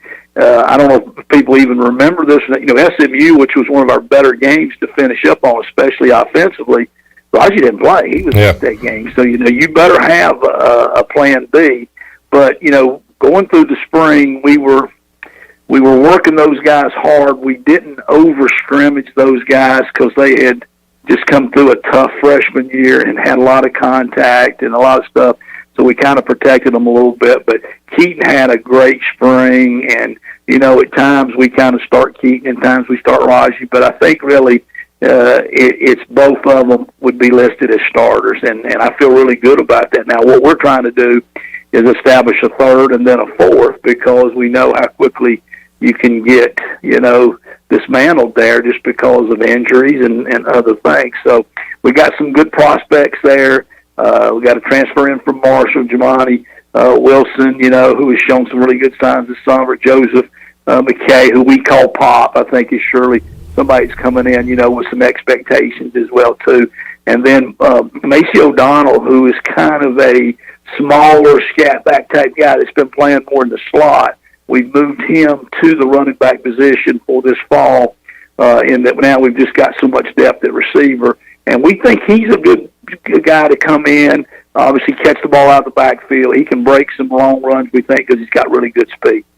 Donnie Kirkpatrick joining us, Donnie, with the extra years added to everyone and their eligibility, and you're going to have to kind of figure out the roster in the future and recruiting and all that. But it is incredible. All those guys you're talking about right there, the running back room, are either freshmen or sophomores, right? They are. Everybody is trying to figure it out in numbers as far as roster and scholarships, across the country. In that they gave everybody an extra year, then I don't know if they had a plan on how they were going to handle recruiting, and it's been tough on the 2022 class, and there are a lot of kids getting left out because people didn't have the scholarships to sign anybody because everybody got an extra year. So all that's going to work itself out though, because some of the kids around the country are going to go to the NFL early. Okay, that's not going to throw that off. They still go after 3 years. So it doesn't matter what year classification you are. It's 3 years outside of high school, and then with the transfer portal, anything is possible now that you can transfer away and play right away. With a one-time waiver on that. So all that will work itself out. But for right now, it surely makes you have a good feeling about that. We've got a bright future with a lot of players that are going to have a lot of experience playing here. Donnie Kirkpatrick joining us, Donnie, as we look at the wide receivers. And look, we can talk about Tyler Snead. I feel like at this point, the way you and Mike Houston and his teammates have talked about Snead, we know what he's going to bring to the table each and every week. And just a guy you can certainly rely on. Let's go to C.J. Johnson. 19 catches last year, and he didn't play as many games, but that number is certainly low. Still led the team in touchdown receptions with 6 and a 21.3 yards per catch average. So he's still a big play guy. I don't want to call it a sophomore slump, but the expectations were high for C.J. Johnson in 2020, and they might have come back down to earth a little bit for 2021. What's his offseason been like, Donnie, and what kind of year should we expect from C.J. Johnson? Well, we're obviously hoping that CJ will come back and just light it up and live up to the expectations that everybody has for him. And, that's one of the things when you come out of the blocks early and you have a great freshman year and you become freshman All-American, you get a lot of, publicity. And it just having the game he had against Cincinnati, which is a career game for anybody, that's gonna raise that expectation. So it's hard to live up to that. There's no doubt about that. When you're a freshman and nobody really knows you sometimes draw the other guy, the other corner, okay, and nobody schemes for you because, they don't know enough about you. That year, too, though, they've had all summer, they've had all spring, they've had all preseason camp to scout you and look at who, is your effective players. So they've obviously came out ready for him. Central Florida, tough opener. We play a really good football team.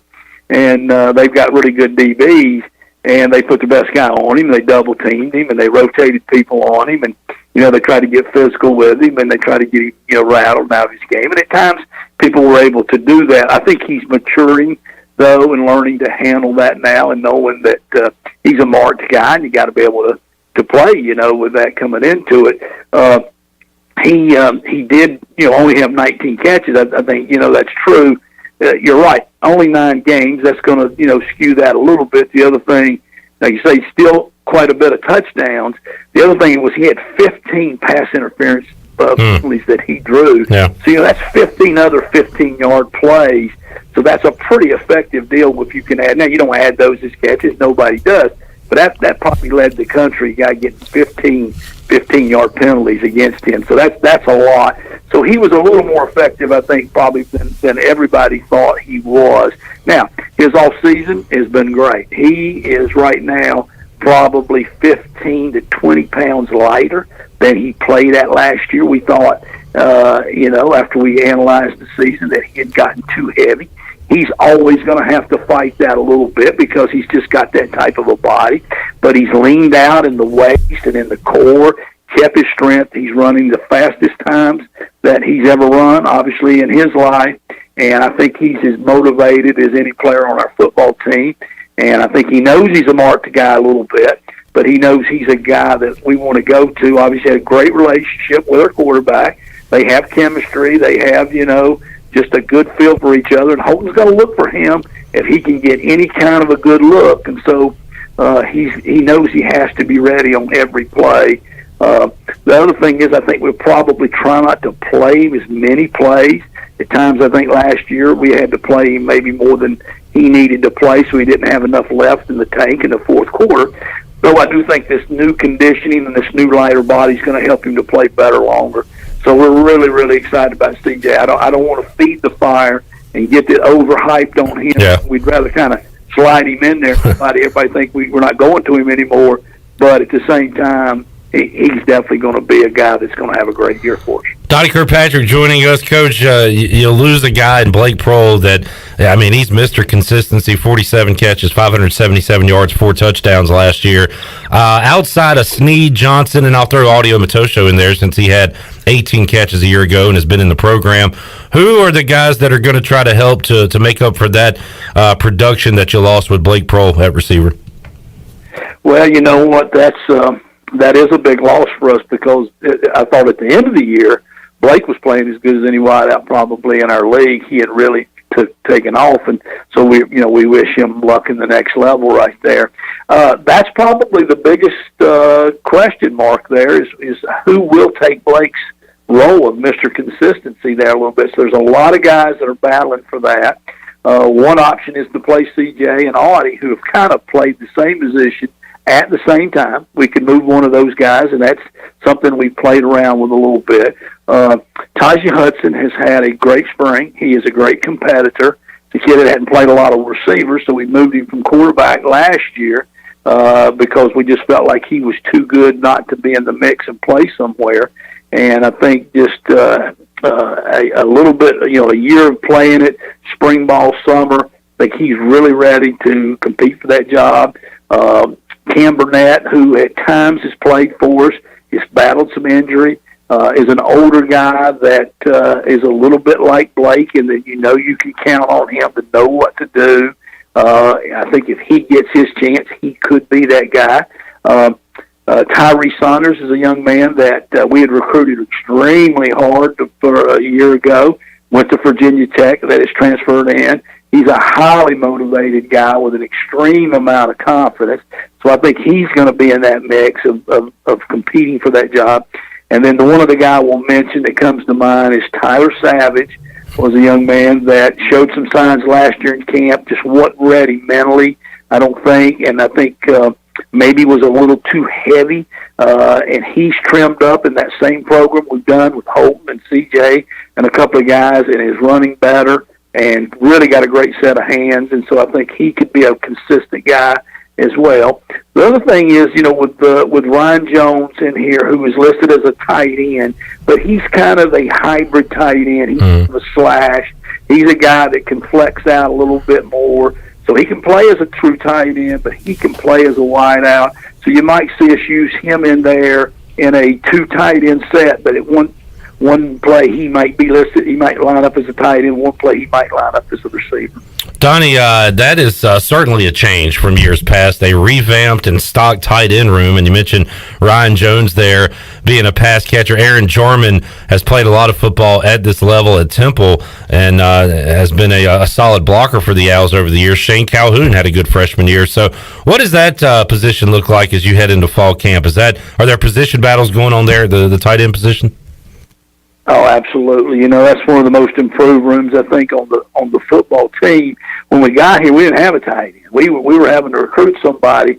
I think the year before they'd used Xavier Smith over there a little bit at tight end, and he didn't want anything to do with it. You know what I'm saying? So actually, Jeremy Lewis, who had been recruited by the previous staff, it was signed by us, but had been recruited by the previous staff as a defensive lineman, a defensive end.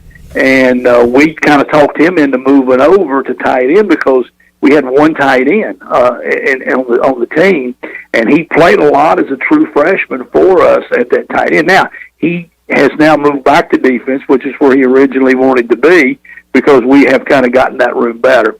Shane Calhoun went by our expectations. We knew he'd be good. We didn't know he'd be that good that quickly. A little bit like Raji and Keaton. We knew they were going to be good. We didn't know how quickly they'd be good. Had a great year as a freshman. We feel really good about him. Aaron Jarman coming in is a really, really big shot in the arm for us as a blocker and an experienced player. And then Ryan Jones is probably the best athlete on the team. If you went out and did a combine, was a kid that was able to start at 3 different positions at Oklahoma, all on defense. And he's a kid that wants to play offense, which is why he's here. So then you throw in Zach Bird, who had a down year last year due to injuries. He just had the disaster year of all years. He got hurt literally in the summer walkthroughs. When he got a concussion, that was about a 21-day concussion before he came back. He missed a lot of preseason camp. He was back for 2 days of practice, and then got tested or got traced in the COVID deal. Took another 14 days, came back later, tested positive. So just never really got to go. And he was out in the SMU game, the last game of the year, and at times looked a little bit lost because he hadn't played so long. At times looked pretty good.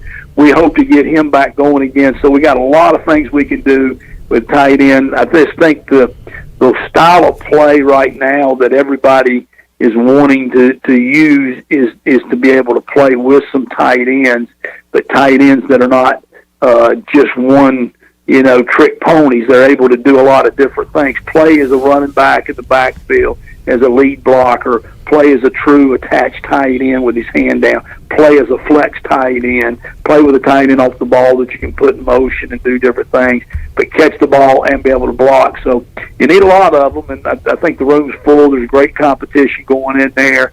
So we're really excited about that group, though. Donnie, I want to talk O-line with you. We're already in overtime. I apologize for that, but really it's your fault because your answers are so good. It's not my fault. One of your biggest additions this offseason might have been somebody already in the program, Noah Henderson being cleared and able to return. And boy, was he and Deontay Smith missed last year in 2020.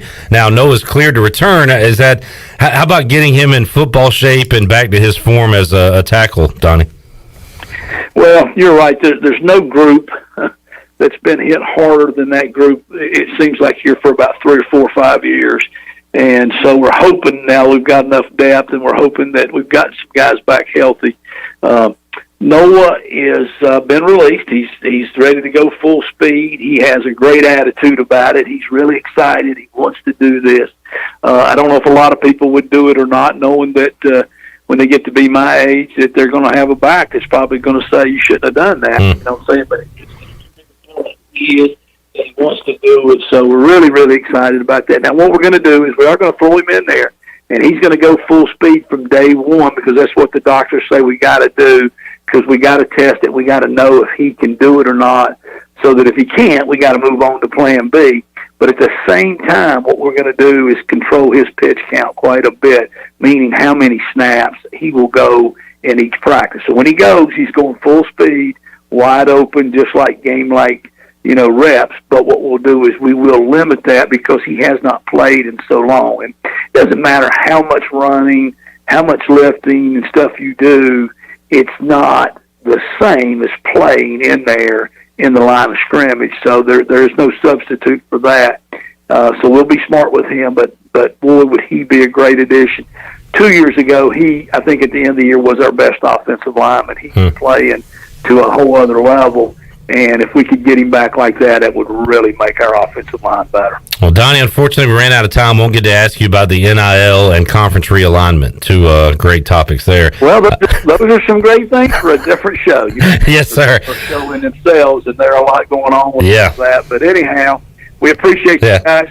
Hey, I got one more for you, Donnie. Does Miss Kirkpatrick think the Washington football team will repeat as NFC East champions this year? I think she is blindly loyal and would think that even if they didn't have a chance. But I think she really does think they will win it, and they will beat the Cowboys. I think she says for sure both times this year, home and away, and that'll make us all happy. Donnie, thank you, man. Appreciate it. Great to chat with you, and we'll talk to you again soon. All right, thank you. ECU Offensive Coordinator Donnie Kirkpatrick joining us today on Pirate Radio Live. A lot to digest there. We'll talk some more ECU football with Morgan Ahlers coming up at 5 o'clock on today's program. We'll preview Memphis Tigers football 2021 with Dave Woloshin around 5 o'clock, or 5:30, I should say, today on the show. And coming up next, Mark Greenhalgh, Golf Shop Radio Show, will join us. We got golf going on right now in the Olympics. Play has been suspended. Looks like it's going to return around 6:30, so some evening golf apparently coming up. We'll talk to Greeny about that and more when we return on Pirate Radio Live here on a Friday, a free beer Friday. Big prize pack we're giving away about an hour from now, so stay tuned for that as well. More to go. We're back with you after this.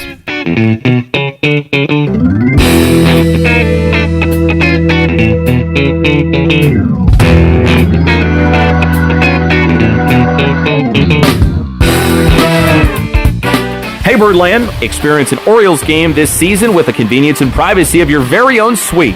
Choose from an array of options and prices to gather with family and friends or entertain clients. Each suite features climate-controlled interior seating, a private restroom, and comfortable outside seating. Plus, enjoy the best views of Camden Yards. Suites can accommodate 8 to 22 guests. Capacity is limited, so select your dates and purchase tickets now.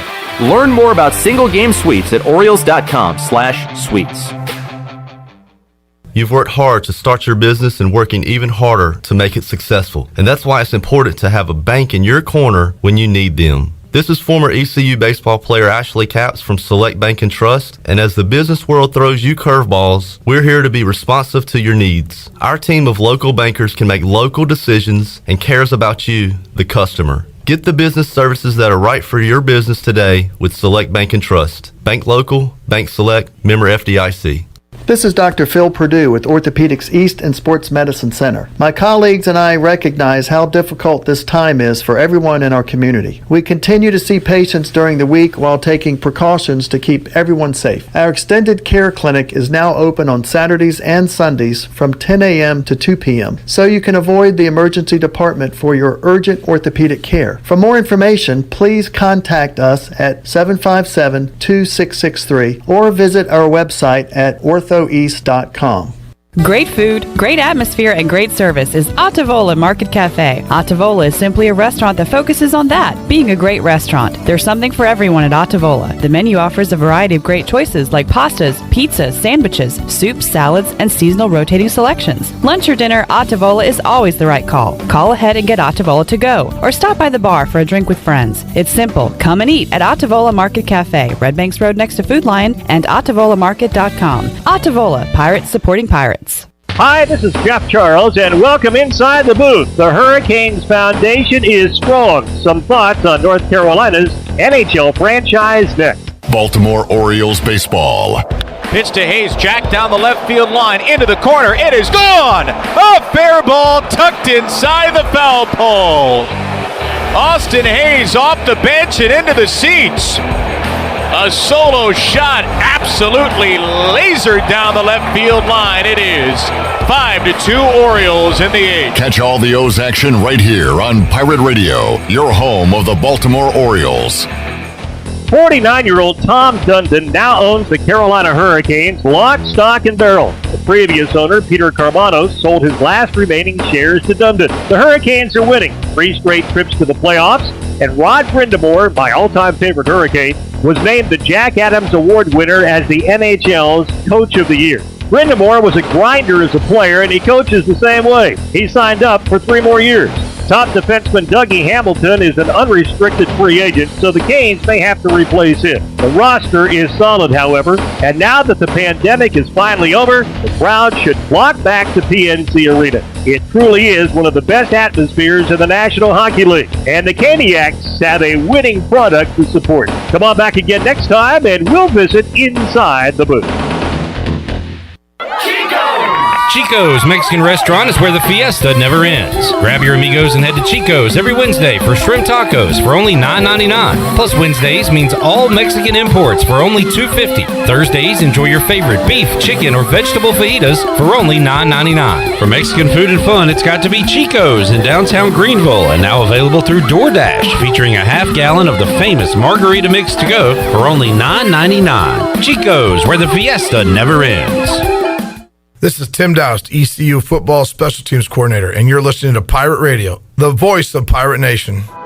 Yeah.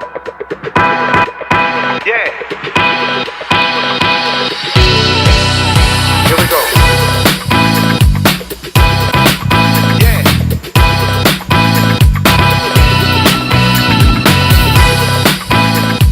You're listening to Hour 2 of Pirate Radio Live. Do you need custom t-shirts, apparel, or promotional items for your business, organization, or event? Keep it local. Print it local with University Sportswear. Contact them today at universitysportswearenc.com. Now, back to the show. The Tar River Bandits are back.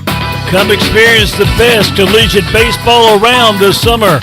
Only 20 minutes from Greenville, the Tar River Bandits have a beautiful stadium, family and kid-friendly atmosphere, great food and drink specials, plus the coldest beer in the East.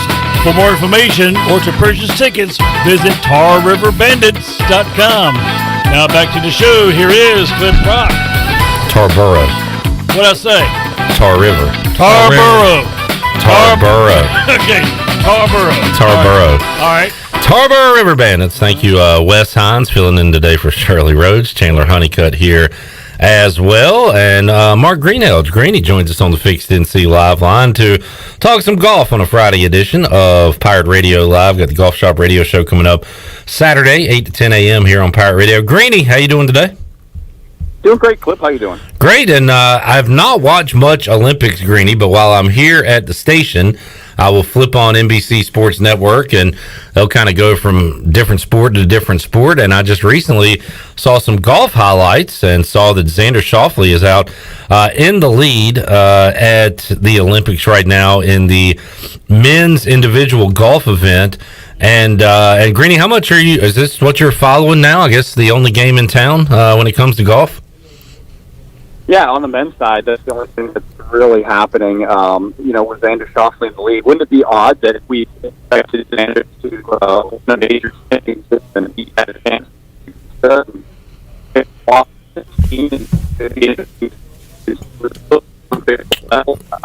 Wes, Greeny's breaking up on me. I got a bad connection. Let's see if we can pull him down. We'll try to call him back. I'll send the number to Chandler, as we cannot hear a single word he was saying just there a moment ago. So Chandler, I'm gonna send you the number. See if we can hook back up with him, as we were talking about what's going on right now over in Tokyo regarding golf in the Olympics. And it appears that today is round 2 of the men's individual, and then we'll have round 3 on Saturday and the medal round stroke play event on Sunday. And then next week you have the women's individual stroke play coming up. So we'll see what else is going on golf-wise in the world with Greeny when we reconnect with him. The Major League Baseball trade deadline, absolutely wild deadline this year. Big move towards the end with Chris Bryant joining a lot of his Cubs teammates on the way out. Going to the Giants, you had Anthony Rizzo to the Yankees, you had Javi Baez to the Mets, Craig Kimbrell to the White Sox. So the Cubs get rid of pretty much everyone that they had on their roster. The Nationals did the same outside of Juan Soto, and the Braves have been active but have not made a lot of big moves. They get Adam Duvall back. They get Eddie Rosario, who I understand is injured right now. Also Jorge Soler. So they've added a ton of outfielders. If you include Jock Peterson, they have added 4 outfielders here during the trade deadline alone. So the Braves trying to get better. Greeny appears to be calling back. Chandler's calling him, and neither one is hooking up with anyone. So it's going great in Studio B right now. The Cubs play the Nationals tonight at 7:05. Going to be fascinating to see who they put on the field versus one another when they meet up. We got O's baseball coming your way tonight at 7:10, as Matt Harvey will be on the mound for Baltimore when they take on the Tigers. All right, do we have Greeny? We have no Greeny. No Greeny. No Greeny. Fantastic. Still what is going on? Here, somebody get on a mic and tell me what's happening. Wes, what's going on in Studio B? I'm just telling him to go ahead and pick up a different telephone line and call him again. Okay. We have tried to call him, correct? Yeah, but he was using the same line he was originally on. Okay. We're going to try it. We're going to try that phone line never died. We're going to try a different line and see if we can get Mark Greenhalgh on. That's what we're doing now. How many Pirate Radio producers does it take to get Mark Greenhalgh on the Fixed NC Live line? I'm going to say 2. If not, we're going to bring in Morgan Ahlers from the green room. I hear a dial tone, so we are making progress. This is... Yeah, he finally cleared line 1, so that's good. All right, we're making progress. This is the longest phone call in the history of mankind to talk Olympic golf. And I know everybody out there listening right now is on the edge of their seat, waiting to hear this conversation. Now we have a phone call coming in to Pirate Radio. And Mark Greenhalgh is back. All right. What the heck happened there? Man, we had chaos in the studio and nothing happening at all, Greeny. But yeah, we couldn't hear you. Now we can, I believe. So you're hooked up a little better. We didn't really hear anything you said to my first question about Xander Schauffele leading. And we are in, day 2, Greeny, of the men's individual event? Yeah, I was saying, wouldn't it be interesting that, we expected Xander Schauffele to win a major championship, had a chance at the Masters, rinsed it in the water. I mean, we've seen him at top of leaderboards before, and ironically, he could be the guy that pulls away and wins the gold medal. Although, when you start looking at it from my perspective, the strength of field for the Olympics right now is like the 22nd or 23rd best event so far this year. Could end up being like the 30th best event in the year. So, it'd be a big win, but, not a competition, you would say. So it'd be interesting to see, Xander and Rory hanging out there, too. It'd be interesting to see the two guys that we've kind of been waiting for. If one of them wins it, maybe it kind of gives them a boost going forward. Yeah, and Greeny, I wonder how many players have answered this, and I've thought about this with other sports too, never with golf, but how important is a gold medal compared to a U.S. Open championship? You know, I mean, I would think, and you have pride playing for your country, obviously, but you want that green jacket, you want that Open championship, maybe more so than a gold medal, or maybe I'm wrong. Have you heard players ask this, and what has been the consensus response to that? I think it's a nice to have. I mean, I think it's something that you certainly not want to get back if you had the chance to win it. You may or may not go for it. I don't know. I mean, like I said, you got the 4 majors, you got the Players' Championship, there's 5. You got 4 WGC events. We've got one coming up next week. So that's 9. So right there, you're talking about, for me, the Olympics is no better than the 10th event. So, yeah, I mean, it's a marquee event, obviously, because you have to reach a certain level of the top 4 Americans went to go. I mean, it's the top 2 unless you were inside the top something or other on the world golf ranking. So it is a quote-unquote elite field from your country. To me, I approved the Olympics, but if it fell at a different time of the year, it might be a different story. Mark Greenhalgh, Golf Shop Radio Show, joining us on the Fixed NC Live line.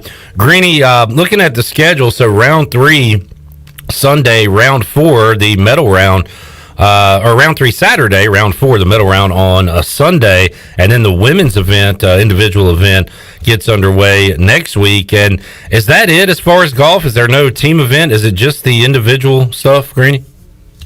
Yeah, I mean, there's I think a overall team aspect to it. I think too. Okay. Number of scores or something, the 2 scores or something. Again, I'm with you. I haven't paid that much attention to focus on who's going to win the individual thing. Yeah. They need to do something different. There needs to be a different format. I would love to see. I would love to see guys play some kind of an event with their partner, whether it's a best ball event or something or other.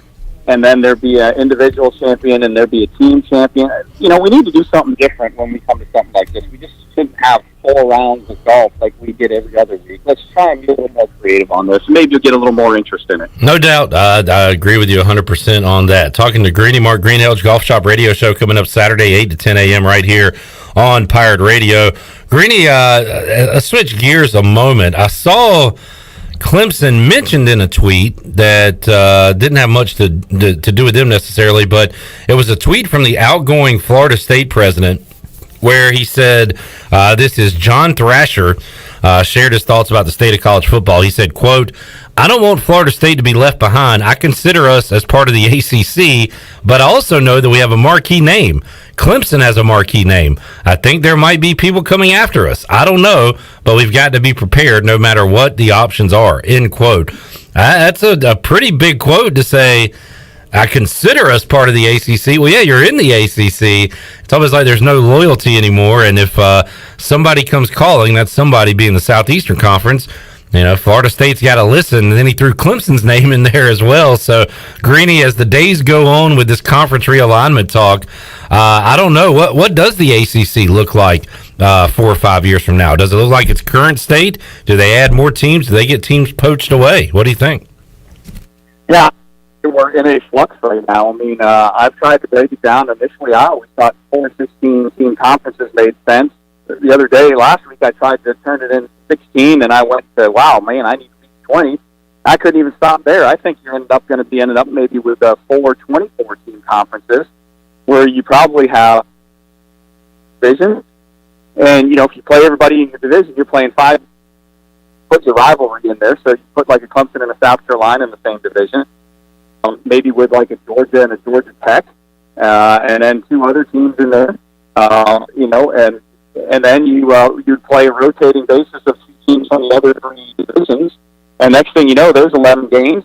You got a semifinal and a final from the 4 divisions, and you get a conference champion. That conference champion goes into the semifinal against the other guys, and you end up with a national championship with 15 games, kind of like what you do now. So that's what I'm looking at. And, for me, it would be only football, though. You couldn't do that with basketball and soccer and golf and softball and all that stuff. So right. It would be just football, and I think this is the time that they need to go do that, almost break away from the NCAA and start their own league. We shall see. Mark Greenhalgh, Golf Shop Radio Show, joining us today on the program. You can hear the Golf Shop Radio Show Saturday, 8 a.m. right here on Pirate Radio. Mark, what do you guys have planned for this weekend show? Our usual check-in with Bill Bender, so we'll see what he has to say about that. He actually wrote a big article about Clemson, Florida State, and Miami going to the ACC. We'll talk to the tournament director for the WGC FedEx St. Jude, Bert Bain, and we will also talk to the most recently crowned United States Golf Association champion. He's the junior amateur champion, Nicholas Dunlap. So we get all that coming up tomorrow. Sounds great, Mark. I appreciate the time today. Have a fantastic weekend and a great show tomorrow, and we'll talk to you again soon. Thanks, Cliff. Have a good one. All right, you too. There is Mark Greenhalgh, Golf Shop Radio Show Greeny, joining us on the program today as we were finally able to get hooked up with Greeny. What was going on behind the scenes there, guys? Oh, nothing much. I mean, just it wasn't the comedy of errors. No, it wasn't going through. Why not? I have no idea. Why not, Wes? I think it was a combination of technology. Okay, let's blame the robots. 5G. I will blame 5G on this. 5G. Yeah. We have landlines. I know, but he was on his cell phone, so 5G. All right, Chandler, are you backing Wes up on that one? Yep. 5G. All right. But we got to Greeny and we were able to talk golf. That we were. Let's take a time out. We'll come back and wrap up hour number 2 of Pirate Radio Live. Get you ready for hour 3, where Morgan Ahlers joins us inside the Pirate Radio studios. More to go after this.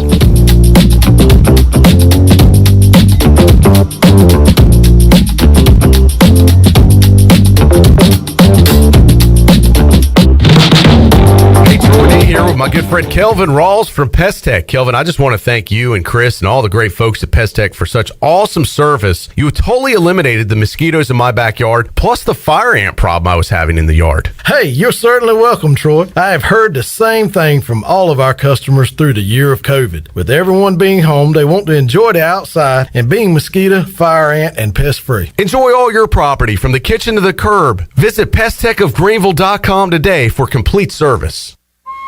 We paid how much for those lessons? Shh. She's doing great. Oh, yeah, totally. Can you pass me a Pepsi Zero Sugar? Great job, honey! Oh, look at that. That's not the end. No way. Now it's time for the encore. You know what? You're right. 5 times? Not enough times. For everyone who traded in rock concerts for their kids' recitals, you've compromised enough. Pepsi Zero Sugar. That's what I like. Here is your ice-cold Pepsi Zero Sugar, sir. Oh, thanks. Wanna watch the game? Ooh, little sports ball on a Sunday afternoon. Don't mind if I do. Hey, did we win? It sounds like we won. It's still the first quarter. I must be lucky. People say that about me. Tough break on that free throw there. Shouldn't be doing that. Dude, we're watching football. Come on. For everyone who spent the entire game explaining the entire game, you've compromised enough. Pepsi Zero Sugar. That's what I like. Hey, Troy D here for my friends at Villa Verde. If you know me, you know I love being outside, but finding a good place to eat outside can sometimes be tough. Well, our pals at Villa Verde have fixed that. Not only does Villa Verde have awesome, unique, one-of-a-kind dishes here in Greenville, they also have a brand new outside dining area. And this outside area is sweet. It's covered, you're in the shade, and cooling fans are on. Enjoy the comfort and relaxation of dining outside with our friends at Villa Verde. Villa Verde on 10th Street, a platform for good. Hey, Pirate fans, it's time to get that yard done right with the new John Deere mower from Quality Equipment. Our premium lawn care lineup is what every homeowner needs this spring. A John Deere will change the way you mow with easy-to-use attachments, effortless steering, and intuitive controls. Right now, save up to $700 on X300, X500, and X700 series mowers. Learn more at QualityEquip.com and get quality done right. Offer ends 10/29/21. Some restrictions apply. See dealer for details.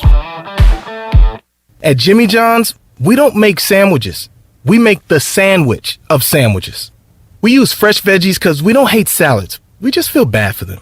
We make our sandwiches exactly how you want because you're the one who's eating it. And we bake bread all day, every day because stale bread isn't bread. It's croutons. Sandwich history is written by the victors. Good thing we have legible handwriting. Jimmy John's, the sandwich of sandwiches. Order pickup or delivery on the app.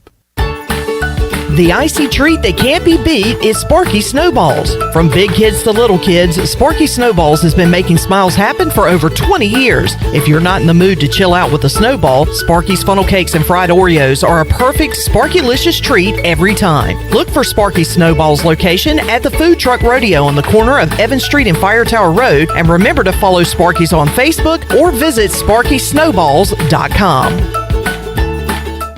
Here today with Silverback, also known as Mark James to his friends and family. Why do you come to F3? I came to F3 for the fitness, no doubt, like most guys. And what surprised me about F3 is I really stayed for the friendships. The guys that I've met here, I didn't know 2 years ago, and I really consider my best friends now. If I need anything, it wouldn't surprise me one bit that either one of these guys would step up to be there for whatever's needed. One letter, one number, F3. Learn more today at f3enc.com. This is ECU basketball coach Joe Dooley, and you're listening to Pirate Radio, the voice of the Pirate Nation.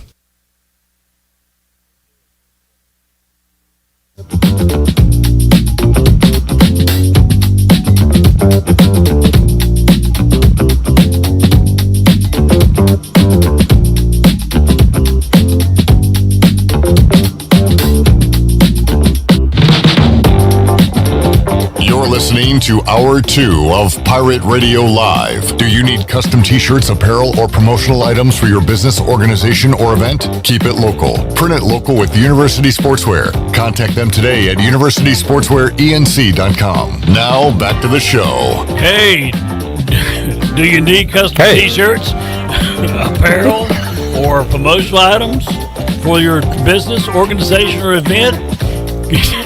Keep it local. Print it local and with University Sportswear. Contact them today at universitysportswearenc.com, the official sportswear provider of Pirate Radio for 18 years. Here's Clip Rock. All right. Why did you do the Fat Albert? Hey, hey. Well, I just played the It caught him off guard because it did. I just played the tag. Oh, okay. Then I had to read it. Yeah. It is weird. So You had to double weird. down. Yeah. Hey. It's Fat Albert. No, it's not. All right. Good stuff, Wes. Wes Hines having a good time here. It's even better. It's Wes Hines. On a Friday, a free beer Friday, we've got a 12-pack of Bud Light Retro Summer Seltzers, a 12-pack of Bud Light Citrus Variety Pack, and a Bud Light shirt, hat, koozies, Pirate Radio shirt, and a large two-topping pizza from Domino's can all be yours in Hour 3 of today's show. Here's some good news. The SEC, of course, they sent out their invitation to OU in Texas, and OU in Texas is ready to go to the SEC as early as, or as late as 2025, could be earlier. But Greg Sankey, the commissioner of the SEC, said that all of this stuff happening right now, or at least the Oklahoma and Texas, the SEC, should not impact the consideration of a 12-team college football playoff. So that came out months ago or a month ago, whenever it did, that they were in talks of potentially going from 4 to 12 teams. And now with all this going on, that has certainly taken a back burner. But it appears that, and the SEC kind of runs everything, it seems, their commissioner saying that what has happened here of recent note and Oklahoma and Texas moving to the SEC will not or should not impact a 12-team playoff. So I think that's positive news. Yep. I was kind of nervous that if they do go, and again, nothing's set in stone, but if you go to like the 4-16 team or 4-20 or 24 team conferences, power conferences, major mega conferences, they might only do like a Final Four and take one from each one, it looks like. And Oklahoma and Texas are certainly going to hope that it stays at 12, because what's the likelihood they win the SEC? The SEC, once these teams are in, is going to be an absolute bear to win that championship. So I was glad to see that. Any more word? I thought the comment the other day from Florida State's, I think their athletic director was pretty interesting. Any more word from him? He seems to be well, that was the outgoing president of Florida State, which is probably why he said that, because he's like no longer there. So Yeah. But and we talked about it with Greeny a moment ago. He's saying that we consider ourselves part of the ACC, but well, somebody might be coming after us. We got to listen to all options. It was basically saying that we don't have any loyalty to the ACC if the SEC wants to come and grab us, just like they did Texas and Oklahoma. So it is fascinating times. All right, let's get a break in. Hour 3 of Pirate Radio Live on the way. We'll start it with Morgan Ahlers. Talk some Pirate football, realignment, and more when we return on Pirate Radio Live here on a Free Beer Friday. Got our giveaway coming up when we return after this. Baltimore Orioles baseball. Payoff pitch, McKenna swings. This is a big drive out to center field, backing up Robles in front of the wall. He leaps! There's nothing to bring it in here. Ryan McKenna, have yourself a day, kid. He saves the day on defense. He blasts a long ball on offense. It's 3-1 O's. Catch all the O's action right here on Pirate Radio, your home of the Baltimore Orioles.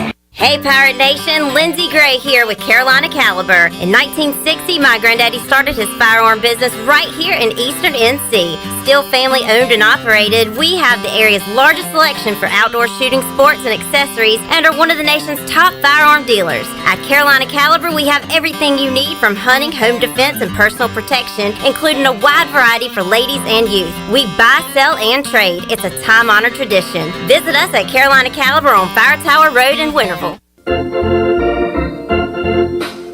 Down East Wood Ducks baseball is back. Come out Saturday, July 31st for the Beach Jersey Giveaway, presented by Lenore Community College. Free to the first 1,000 fans. Be sure to purchase your game tickets in advance at woodducksbaseball.com or call the Wood Ducks offices at 252-686-5164. See you at Granger Stadium when gates open at 5 and first pitch is at 6. Go Woodies! At U.S. Cellular, we believe everyone should get more of the latest 5G technology for less of your hard-earned money.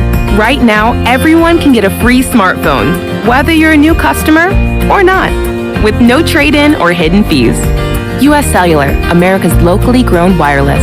Terms apply. See uscellular.com for details. This is Brandon Tate, owner and operator of Atlantic Wireless, an authorized agent for U.S. Cellular since 1997. Visit atlanticwireless.com to find the store near you. We go beyond the call. If Jersey Mike's Turkey had a resume, it would say it's 99% fat-free and raised without antibiotics. But our turkey already has its dream job at Jersey Mike's, because premium meat makes a sub above. At Jersey Mike's, we take great satisfaction in getting that perfect meat slice. Yes. But we don't do it for fun. We do it for fresh, because slice to order makes a sub above. White Claw Hard Seltzer, a wave of refreshment. Crafted using our unique Brew Pure process. Made pure.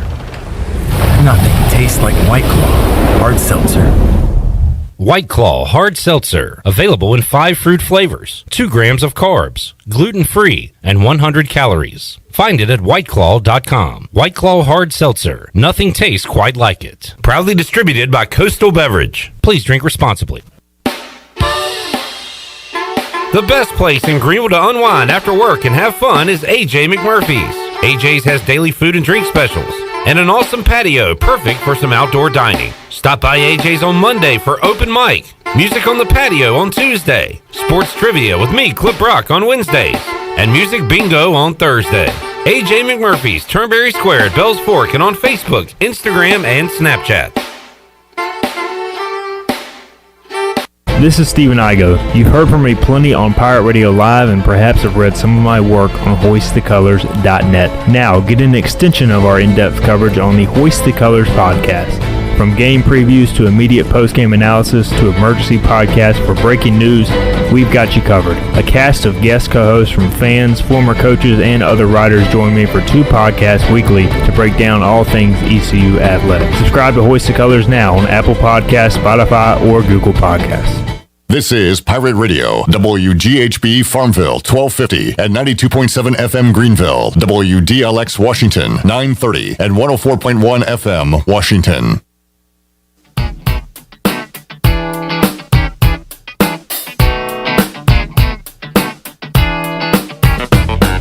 You're listening to Hour 3 of Pirate Radio Live. This hour of PRL is brought to you by Bud Light, reminding Pirate fans to stay in the game and drink responsibly. Bud Light, the official beer of the ECU Pirates, and proudly distributed by Carolina Eagle Distributing since 1989. Now, back to the show. Got damage? Damage from wood rot. Fixed. Damage from smoke or fire. Fixed. Damage caused by water. Fixed. If you got damaged, use contractor that works for you, not your insurance company. Visit fixednc.com today and call 999-0001. That's 3 9s, 3 zeros, and a 1. Fixed NC, restore, renew, maintain. Now back to the show. Here is Clip Rock. Thank you, Wes. I think Mike Mullis wants you to read his ad every time from here on Really? out. Yeah, you got an NIL deal. You've been practicing, haven't you, Wes? I'll try, man. Man, I'm telling you, you have come a long way in the last 20 years. Morgan Ahlers is here with us. Hey, Morgan. Hey. How you guys doing? Hey. That's right, Big Morgan here to play. All right, on a Free Beer Friday, we got a great giveaway. In fact, How come every Friday you're giving free alcohol away? Is there like a double entendre? It's Free Beer Friday. Okay. It's Friday. We're giving away free beer. It's just the way it works. I don't get it. To everybody but Morgan Ahlers. I don't get it. That's why you have a problem with it. All right, Morgan, what's going on with you, man? Well, I've been watching the Olympics. Oh, yeah. We're going to do Olympic broadcast all in English.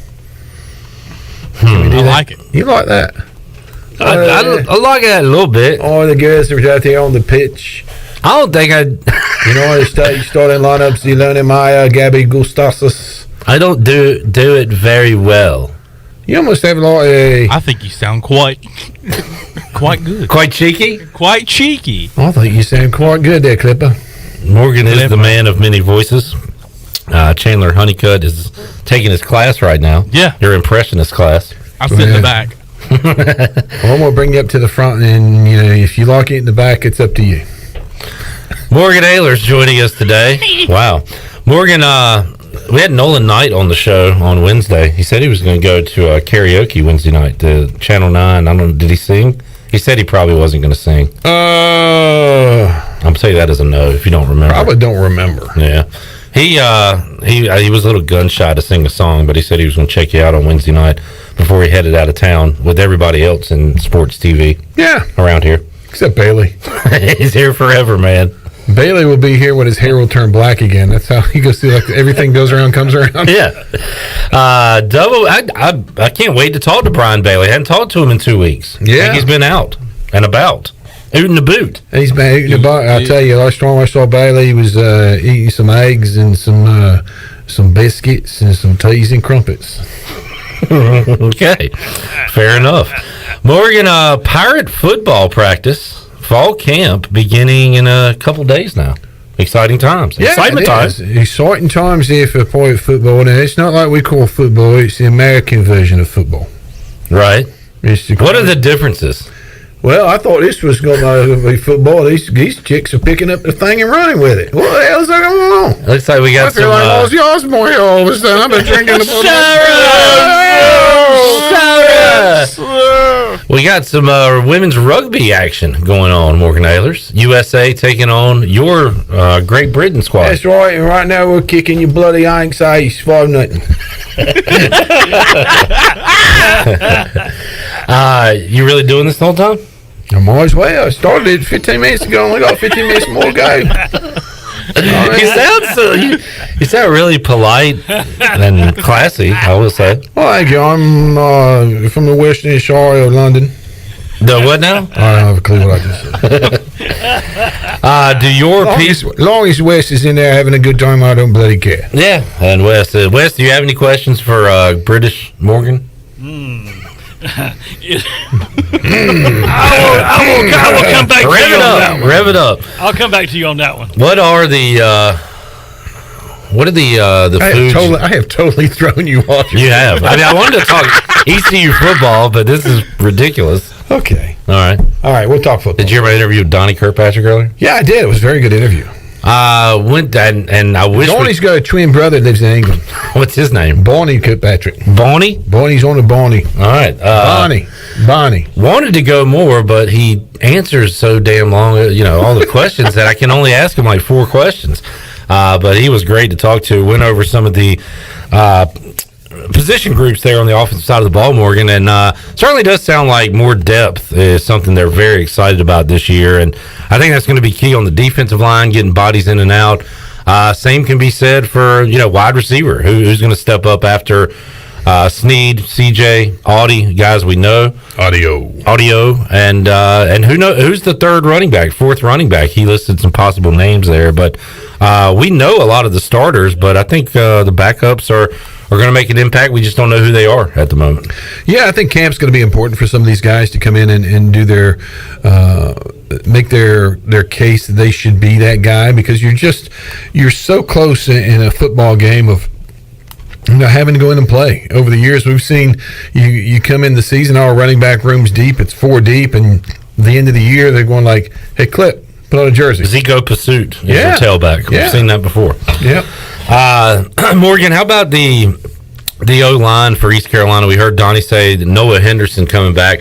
I've actually heard a source close to the quarterback situation tell me that if they had Noah Henderson and Deontay Smith last year, they win the Tulsa game. They win the 3 or 4 more wins potentially. That's how important he is. You don't get Deontay back, but Noah being back is huge. Yeah, it's huge. He's a big body. He knows how to play the game. He's got really good feet. I think they might try to bring him along a little bit slower during camp, to get him back into game shape, because, he missed basically all of last year. But I know he's so excited about being out there, and it just adds another piece to that puzzle, because you can't have an offensive line with just 5 or 6 guys that go through the season. It just doesn't work, and it didn't work last year early on, but by the end of the year, they were getting a little bit healthy. The new guys started playing well and started getting comfortable in their roles, and now they've had a whole year to spring to work on it, a whole year of Big John's conditioning, and I just think it's going to be a different look on that offensive line for the Pirates. Question mark heading into fall camp. What will the tight end? How will that situation play its way out? Donnie Kirkpatrick actually mentioned Ryan Jones when we were talking about receivers. Says he's a guy that can be in the slot, be a matchup nightmare for the opposing team, and also talked about Aaron Jarman, Shane Calhoun, the others they have brought in at tight end. But Ryan Jones, Morgan, we don't know what he might get nothing from him.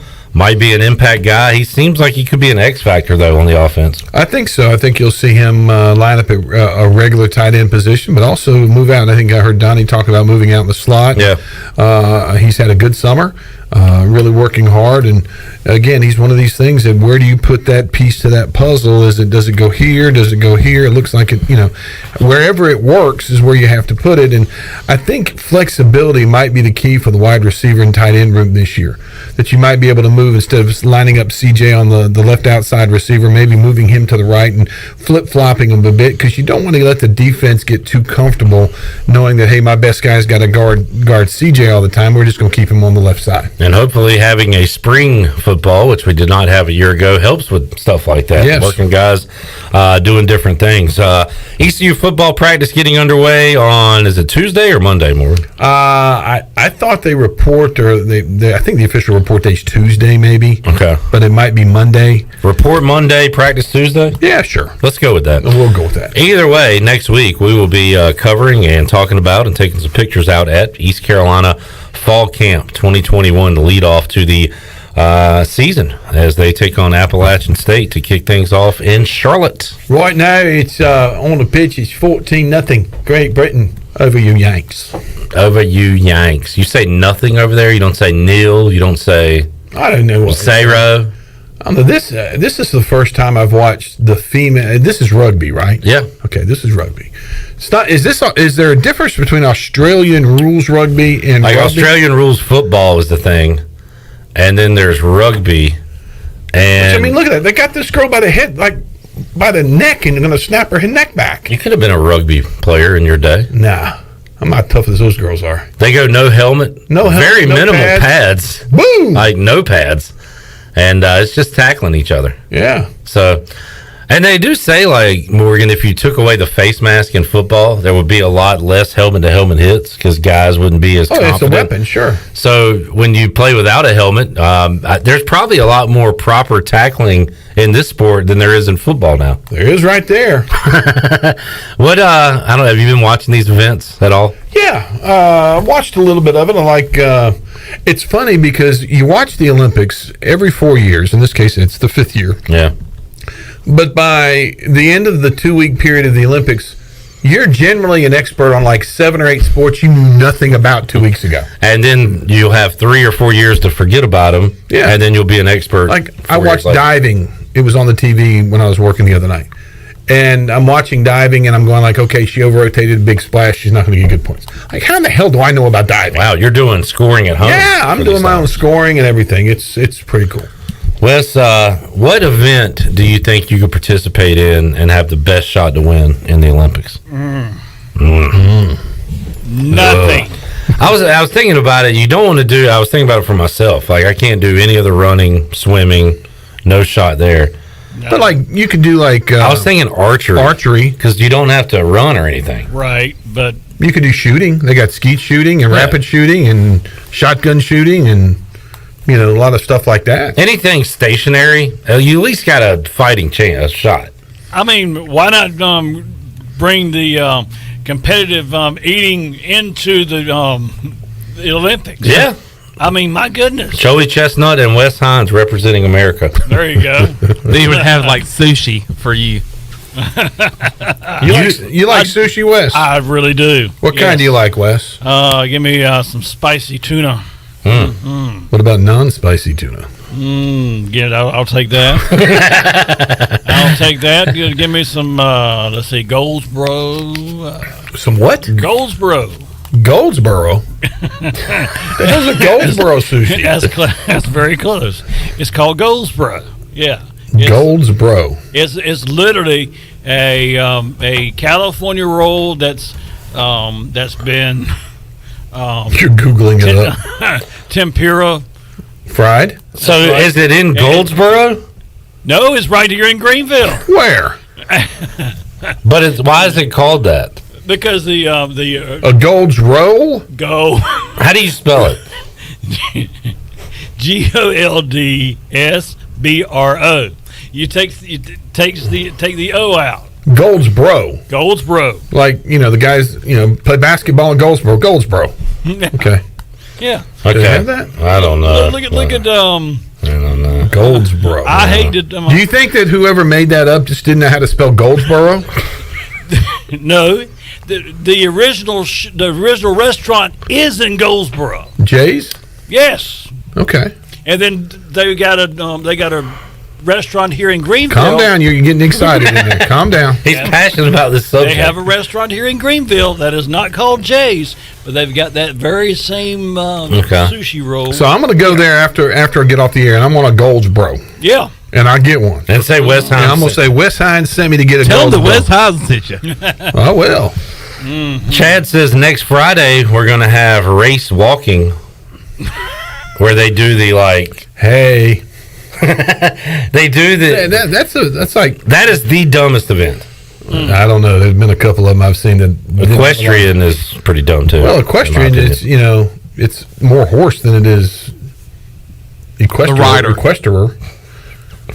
So they said about Chandler's old girlfriend in high school.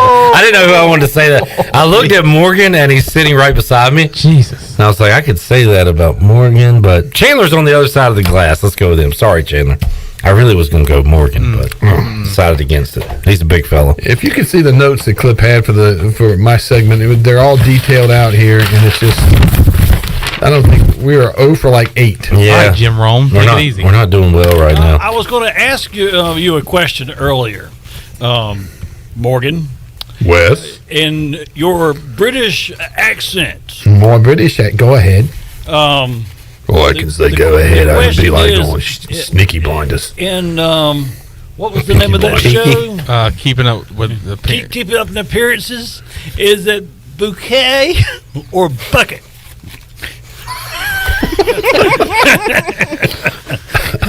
bouquet, a bucket. Yeah. A bucket, something you carry. A bouquet, something you give a girl. Okay. Along with a gold spray, whatever the hell that is.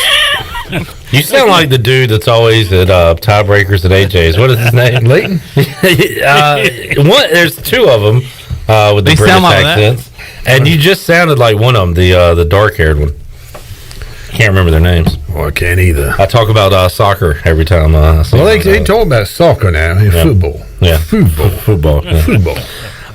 So there is Wes's question. It's easier to understand Morgan in his accent than it is Wes in his regular accent. Wow. So, is that am I out of bounds to say that? I didn't think you were about yourself. Do we not agree? Do we not agree? No, if you're talking about Ozzy Osbourne, Ozzy Osbourne, yeah, back. That sounds like Wes with a British accent. There you go. Morgan, what are you doing this weekend? You gonna be in a van down by the river? Nah, we're staying in Greenville this weekend.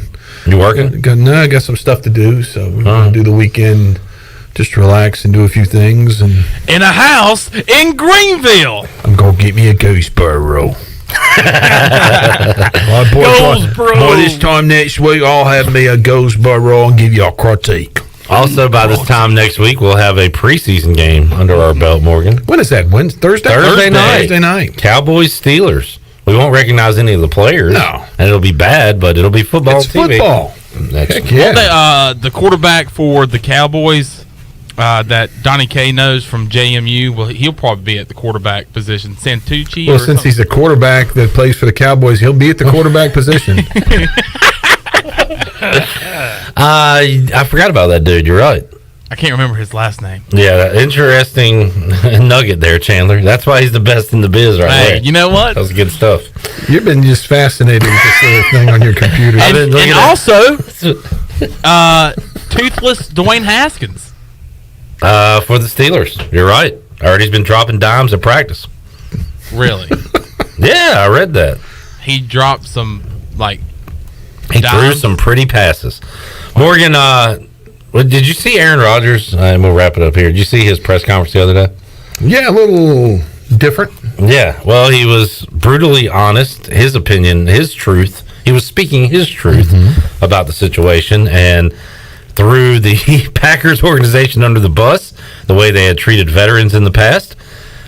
Said that Green Bay is not a vacation destination. People go to Green Bay to play with him. So you could say everything he said was true. It's just very harsh and a little, conceited. Well, I think that he's proven that he waited his time behind Brett Favre. Favre. And he's proven that he's one of the best quarterbacks, if not, it can be argued the best quarterback in the game. Yeah. And if Green Bay did not have him this year, they wouldn't be doing anything. Really. They would go to the bottom of the. They're down there with the Lions. Oh, easily. Yeah, in the Lions den. With him, they're going to compete for their division championship. Who's your early Super Bowl matchup, more? Chiefs get back there, Bucks get back there, or you got some other teams? I will say the Chiefs will get back there. I will say the Bucks will get back there if they stay healthy. And they got a lot of old knees. Yeah. And bones. That's the key to that team is they have to be healthy at the end of the season. Which they were last year. They had all systems go. The Chiefs had major O-line issues. You and I had that conversation last year. Early on in the season, people were talking about Tom Brady doesn't look good. But he was getting hit. He just not as mobile. Well, and you and I talked about this after the Georgia State. It's like if Tom Brady gets hit all the time, he's not the Tom Brady that wins the Super Bowl. Yeah. But if he's got time to throw it and time for the play to develop, he's pretty daggone good, and he showed that, and he's got another trophy for it. Very rare, almost impossible. You see these days that a team returns every single starter from the previous year, and that's what the Bucks have. But they didn't necessarily were set up for that because they were set up to lose about 6 or 7 of those starters. And the team campaigned Brady, and the team campaigned for them to come back. Let's try to win one more and take reduced salaries to do it. And Tom Brady was one of those. He's the main one. He did it in New England, and he got his teammates to do it in Tampa. But it's also easier to do that when you're making $311 billion a year. Yep. If you go 307, it's not going to hurt you that bad. No. Morgan, thanks for hanging out. Thanks, man. Kind of. You Well, I appreciate you having me in here. We're doing the Olympic coverage, and we'll do next week. We'll be back here live after 5, or live at 5, or actually it's Pirate, whatever the hell it is. Yeah. We'll be here. It's going to be midnight over in England, and we're going to have the closing ceremony, so y'all check it out. Thank you. They say y'all in England, don't they? Y'all. I'm going to get me a Goldsboro. Y'all. That'd be a great name for a beer. Goldsboro. Wes, play the booty bag theme, sir, because we have to give something away right now because it is Free Beer Friday here on Pirate Radio Live. Where is that? Oh, boy, here we go. Come on, Chandler. Help him out. Studio B is... Oh, yeah. Booty, booty, booty, booty everywhere. Booty, booty, booty, booty, booty everywhere. We got a biggie today. Our final winner of July, 317-1250, Free Beer Friday, 12-pack of Bud Light Retro Summer Seltzers, a 12-pack of Bud Light Citrus, Bud Light shirt, hat, koozies, Pirate Radio tailgate shirt, and a large 2-topping pizza from Domino's can all be yours. If your caller number, who do you want to do, Wes? What caller do you want to do today? Let's caller number 8. Caller 8, 317-1250. We'll be back with Dave Woloshin, the voice of the Memphis Tigers, talk some Tiger football when we return after this.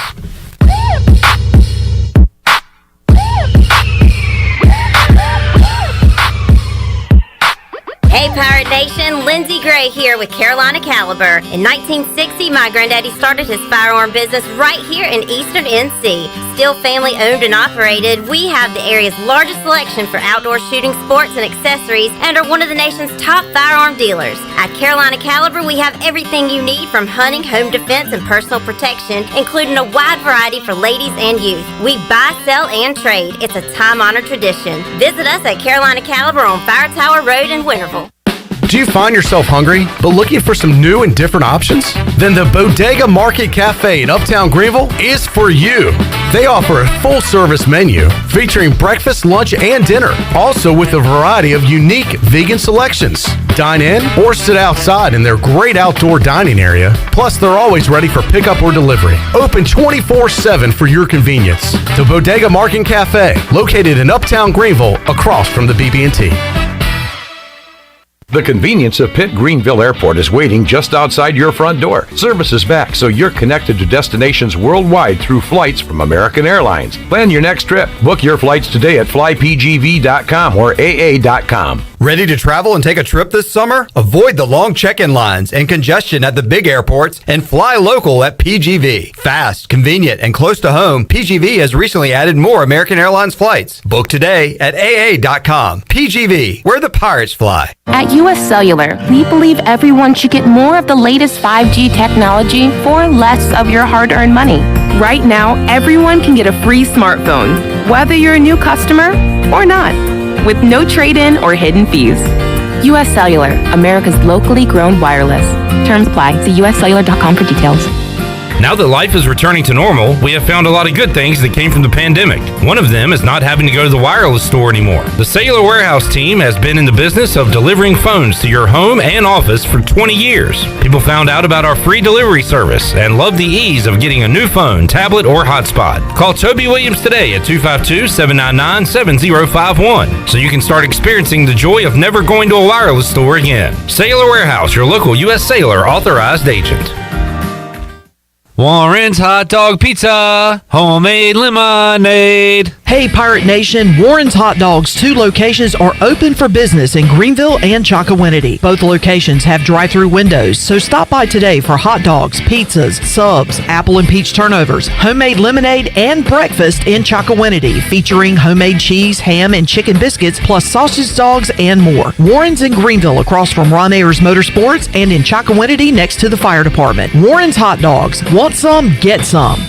East Coast Grading and Utilities is your source for clearing, hauling dirt, and concrete work. East Coast Grading and Utilities handles all sewer and water issues as well. I'm David Vaughn. Whether putting in a new subdivision or helping you with any and all of your drainage problems, I can get the job done. Call me at 531-7494. No job is too big or too small. East Coast Grading and Utilities. Friends helping friends. 531-7494 for East Coast Grading and Utilities.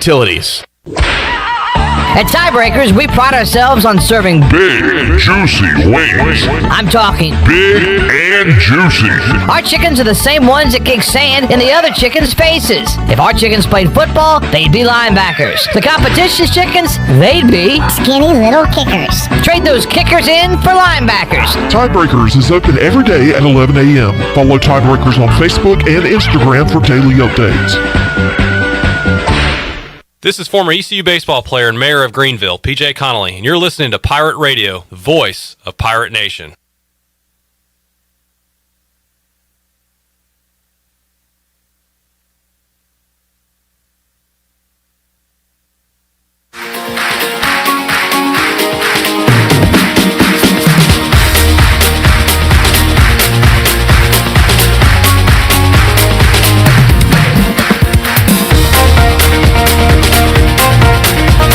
You're listening to Hour 3 of Pirate Radio Live. This hour of PRL is brought to you by Bud Light, reminding pirate fans to stay in the game and drink responsibly.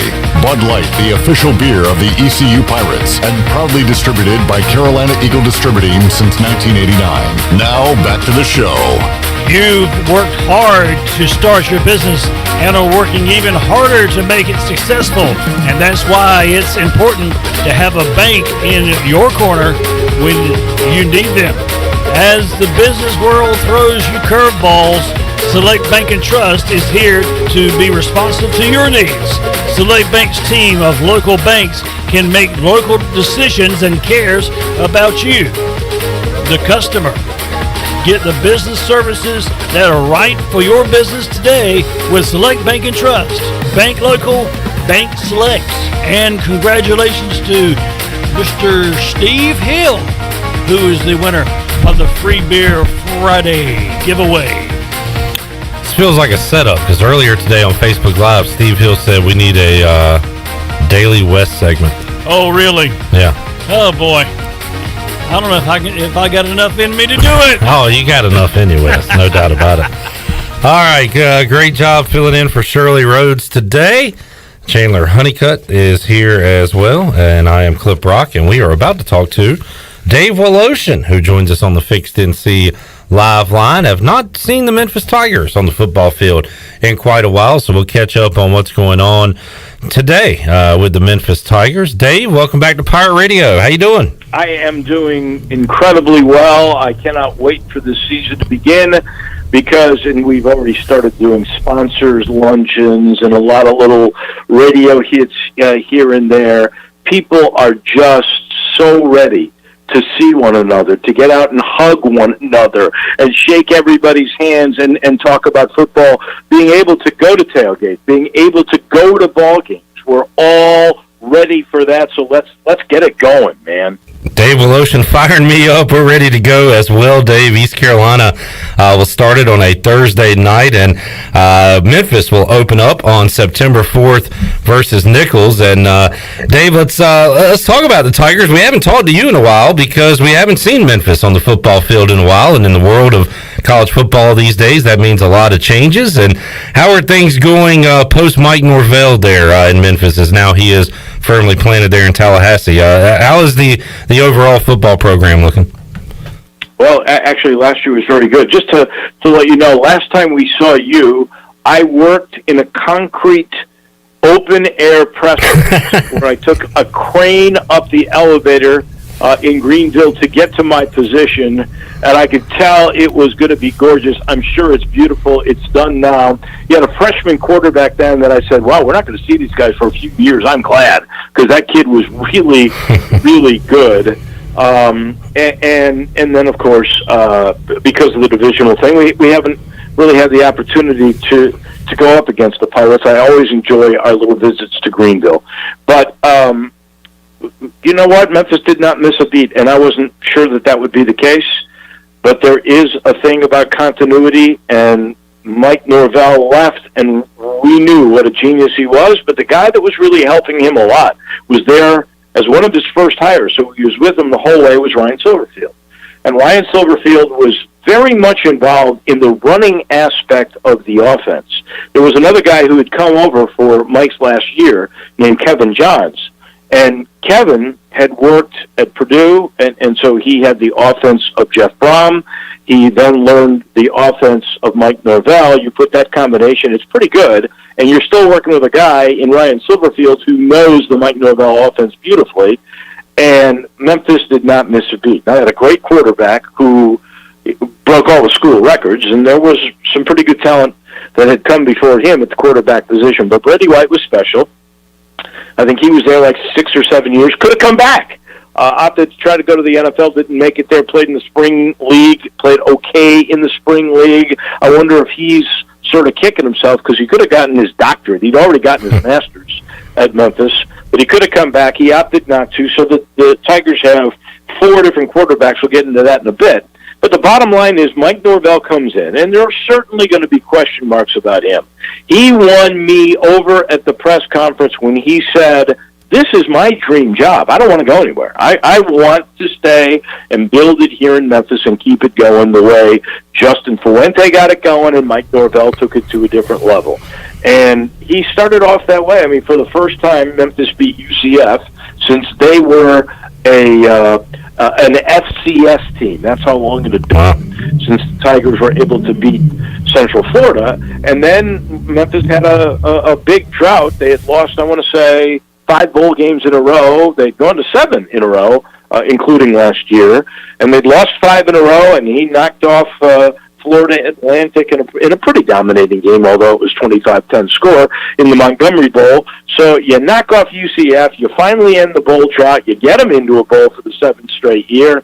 And I will say this, the one area where Justin Fuente was, if you were going to grade him, it would have been average or below, was recruiting. Well, Mike Norvell picked that up, but Ryan Silverfield was a part of that. In the 2 classes that Ryan Silverfield has had, they have been in the top 50 in the country and in the top 2 or 3 in the American Athletic Conference.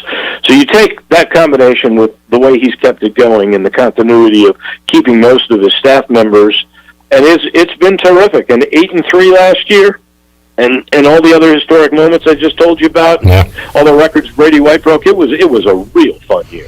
Talking to Dave Woloshin on the Fixed NC Live Line. Dave, we usually start at quarterback when I talk to these play-by-play voices like yourself, but you mentioned the run game, and we still have nightmares about D'Angelo Williams from all those years ago, but more recently, Tony Pollard has turned into a great player for the Cowboys. You've got Darrell Henderson, who's now in line to start with the Rams with Cam Akers, and I'm a lifelong Washington football fan, Dave, so I was ecstatic with what Antonio Gibson was able to do a year ago in his rookie year for Washington. Glad none of those guys are on this current Memphis roster, but who's the next great backs for Memphis? Let me just correct you. First of all, Antonio Gibson couldn't beat out any of these 2 guys. Patrick Taylor, who was injured most of the last 2 years, who was a terrific player. And then you're forgetting about a guy who was drafted in the NFL this year, and that is Kenny Gainwell. Yeah. Mike Norvell used to say that Kenny Gainwell will be the best running back in the history of the school. And I looked at him and I said, well, wait a second. You got Darrell Henderson, you got Pollard right there. Gibson hadn't even been a running back yet. And I said, well, what about D'Angelo Williams? And he looked at me and he said, Wallow? In only the way that Mike Norvell can. He said, Wallow, I'm telling you, Kenny Gainwell is going to be the best running back we ever had. Well, Gainwell just had the 1 year, opted out last year, still got drafted, and we shall see. This year, and I'm sure you'll be delighted about this, there is no Kenny Gainwell or Tony Pollard or Darrell Henderson or D'Angelo Williams. But there is a running back by committee. They think the kid who played a little bit last year, Brandon Thomas, who will be a freshman again because last year's a freebie for everybody. They think Brandon Thomas could really be a terrific player. He's got speed, he's got good vision, shiftiness. But Rodriguez Clark, who started last year, they call him Drake, he's back. Asa Martin is a guy who came out at the end of the year. He's back. Hyland Watkins is a kid who is pretty solid. He's a Memphis kid. He started to play well last year. He's back. And then you've got another kid from Texas who was a 3.5 or 4-star kid who's coming in. So they've got running back by committee. There will be a lot of competition in spring camp to see who will end up being the starter, who gets the most snaps. Dave, who are the weapons on the outside you're going to be calling big plays for in 2021? Well, the best receiver from a year ago, who's just a little track guy, I mean, he's a small guy. His name is Calvin Austin. He, much like Anthony Miller before him, was a preferred walk-on who earned a scholarship, and last year had over 1,100 yards receiving and double-digit touchdowns. He was on the United States Junior Olympic team when he got out of high school. He's a sprinter. He's worked on his hands. He became a much more proficient receiver a year ago and running routes and holding on to the ball. So he's the best. They got a guy named Javon Ivory who did not play much last year, redshirt freshman. I think he opted out. He's back. Now, they did lose a really good receiver that I thought was maybe going to be their best, named Taj Washington. He entered the transfer portal and ended up at Southern Cal, so he left for a good place. But there were a couple of young guys that are speedsters named Markale Jones and Kai Matthew. They're going to be in the mix.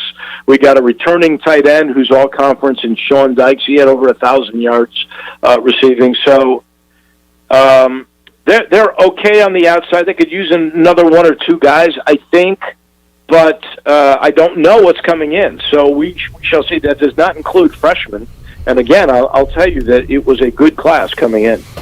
Dave Woloshin joining us talking Memphis Tigers football here today on Pirate Radio Live. No shortage of skill guys for Memphis, and you could say the same for a lot of the American Athletic Conference. Maybe what separates Cincinnati is what they've been able to build in the trenches, Dave. So, what about that for Memphis? With all the yards they've put up over the years, passing and especially rushing, O-line doesn't seem to be an issue. How about D-line for Memphis? And how have you done there, Dave, stacking the trenches area of the field?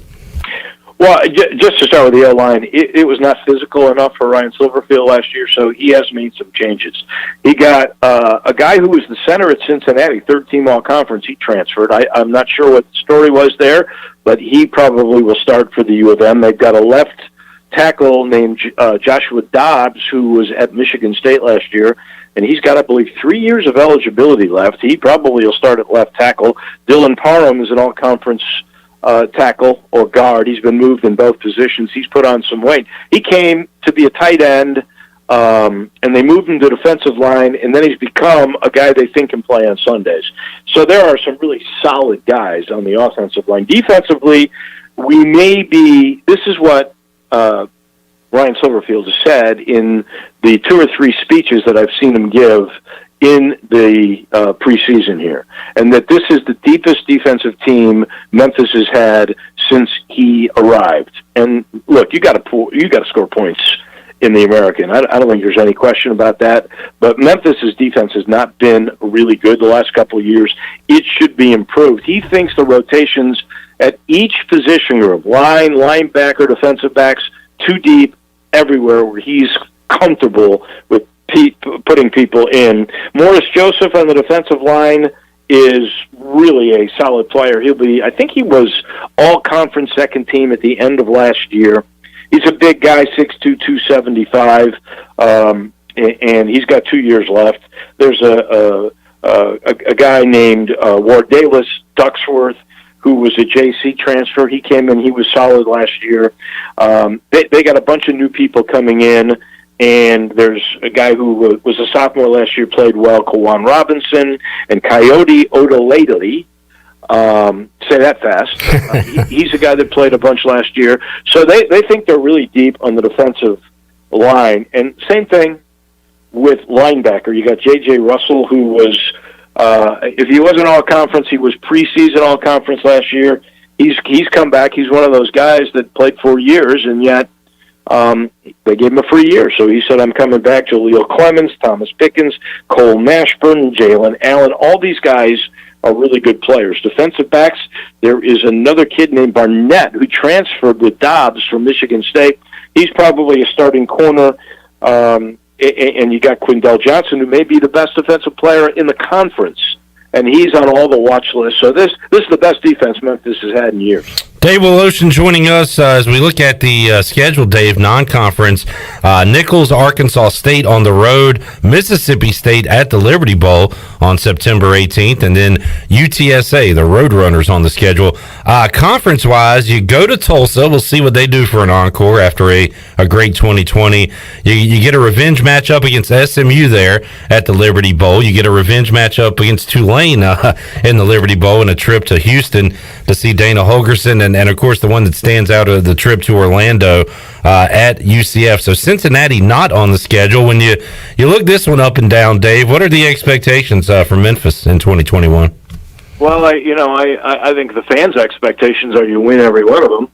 I think we'll really know about this team. Nicholls State they should handle. That's a home game.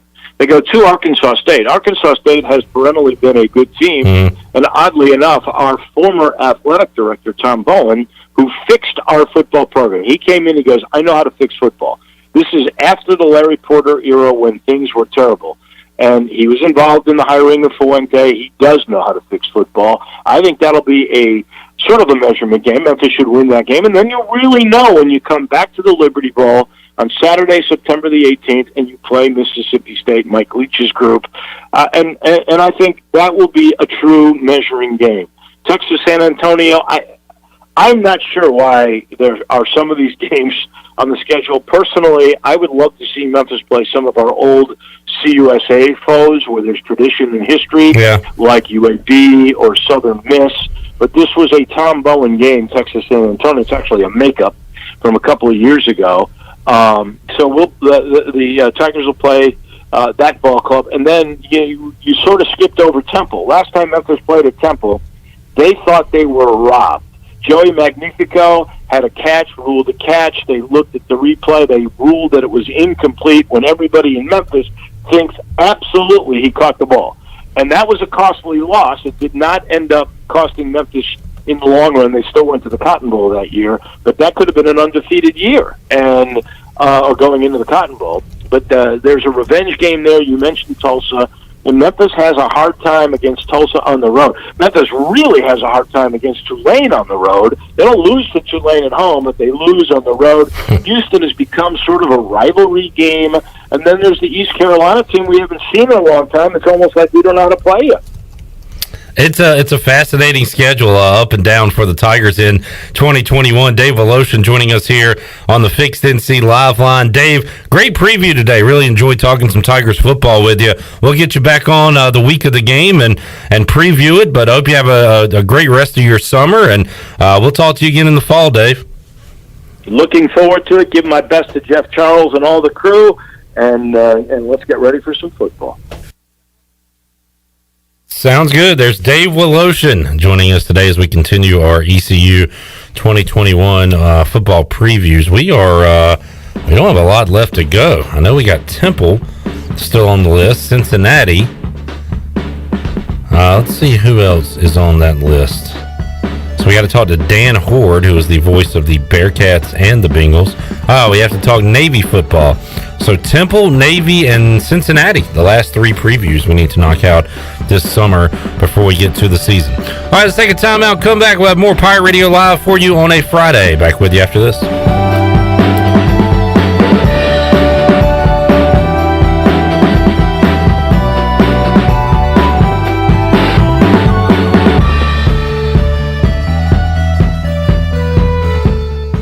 The Pirate Radio Podcast. Miss Amanda Houston. We got to go up on stage and we're standing behind Mike and all the players and just how excited they are. And so he's holding Reed. And at this point, Reed is really little. The announcer says, your daddy did good, right? And Reed just is staring at him. And Mike goes, can you say go Dukes? And so this little voice finally goes, go Dukes. And the whole crowd goes wild. It was probably one of my favorite moments. Listen to every Pirate Radio podcast now by visiting our podcast channel and subscribing in Apple iTunes or SoundCloud. The Pirate Radio Podcast is powered by White Claw Hard Seltzer, proudly distributed by Coastal Beverage. Save lives, be a hero, and make $1,000 your very first month donating plasma at Griffel's Biomat USA. At Griffel's, it adds up fast. New donors can earn up to $1,000 in your very first month. It's the easiest way to make extra money. Start now at Biomat USA, 505 South Memorial Drive, Greenville. Find your donor center at grifflesplasma.com. Make up to $1,000 in a month and save lives now at Griffel's Biomat USA. A better donor experience and better pay. Hi, this is Karen Staten with AG Home Solutions. Thinking of remodeling? We are your one-stop shop for all your home design needs. Our AG Home Solutions design team has over 25 years of experience. Need a new bathroom or kitchen? Looking to upgrade your cabinets, countertops, tile, or flooring? The Design Center is open to all homeowners and contractors. Call us for an appointment. Visit agshomesolutions.net and mention Pirate Radio to receive a $100 discount through the end of August. AG Home Solutions, turning your remodeling dreams into reality. We know that juicy, cheesy, grilled to perfection burger sounds amazing, but it does sound like something is missing. Pepsi, baby! The yin to this burger's yang. Burgers and Pepsi go together like burgers and Pepsi. This perfect blending of flavors makes every bite of lettuce, every sesame seed on the bun, and every sip of that crisp, refreshing, ice-cold cola a journey to Foodtopia. Burgers, better with Pepsi. That's what I like.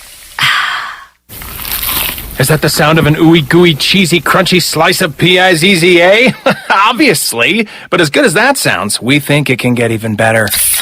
Oh yeah, that's the sound of a freshly opened fizz-filled Pepsi. The only thing that can take this flavor medley of crunchy dough, mouth-watering cheese, and savory sauce to the next level. How about another bite? Pepsi and pizza sound like a match made in heaven and taste even better. Pizza, better with Pepsi. That's what I like. Guess what, Greenville? Calzones are back.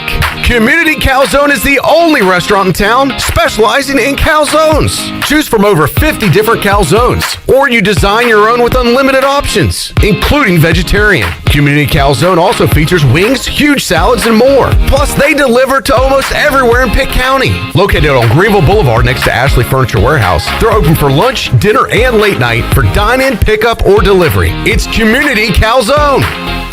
For years, Callie Ann Phelps has been singing about Phelps Chevrolet. Phelps Chevrolet is the one for you. Low prices, service too. See the big dealer right away. Carolina's finest, Phelps Chevrolet. And you'll agree with what Skylar Phelps has to say. Nobody beats Phelps Chevrolet's prices. Nobody. The name you can depend on. Phelps Chevrolet. Get you one. Find new roads with Chevrolet. Then come find yours at Phelps Chevrolet in Greenville. The best place for delicious food and great prices is Familia. Familia has something for everyone, like New York-style pizza, lasagna, chicken, veal, or eggplant parmesan, homemade meatballs, plus a variety of seafood selections and favorites, like the steak burger and southern pork chop. If you need food to go, Familia's drive-thru window is open and ready for all takeout orders. Familia, Fire Tower Road near Pitt Community College, and FamiliaNC.com. This is Brian Bailey, host of The Brian Bailey Show, and you're listening to Pirate Radio, the voice of the Pirate Nation.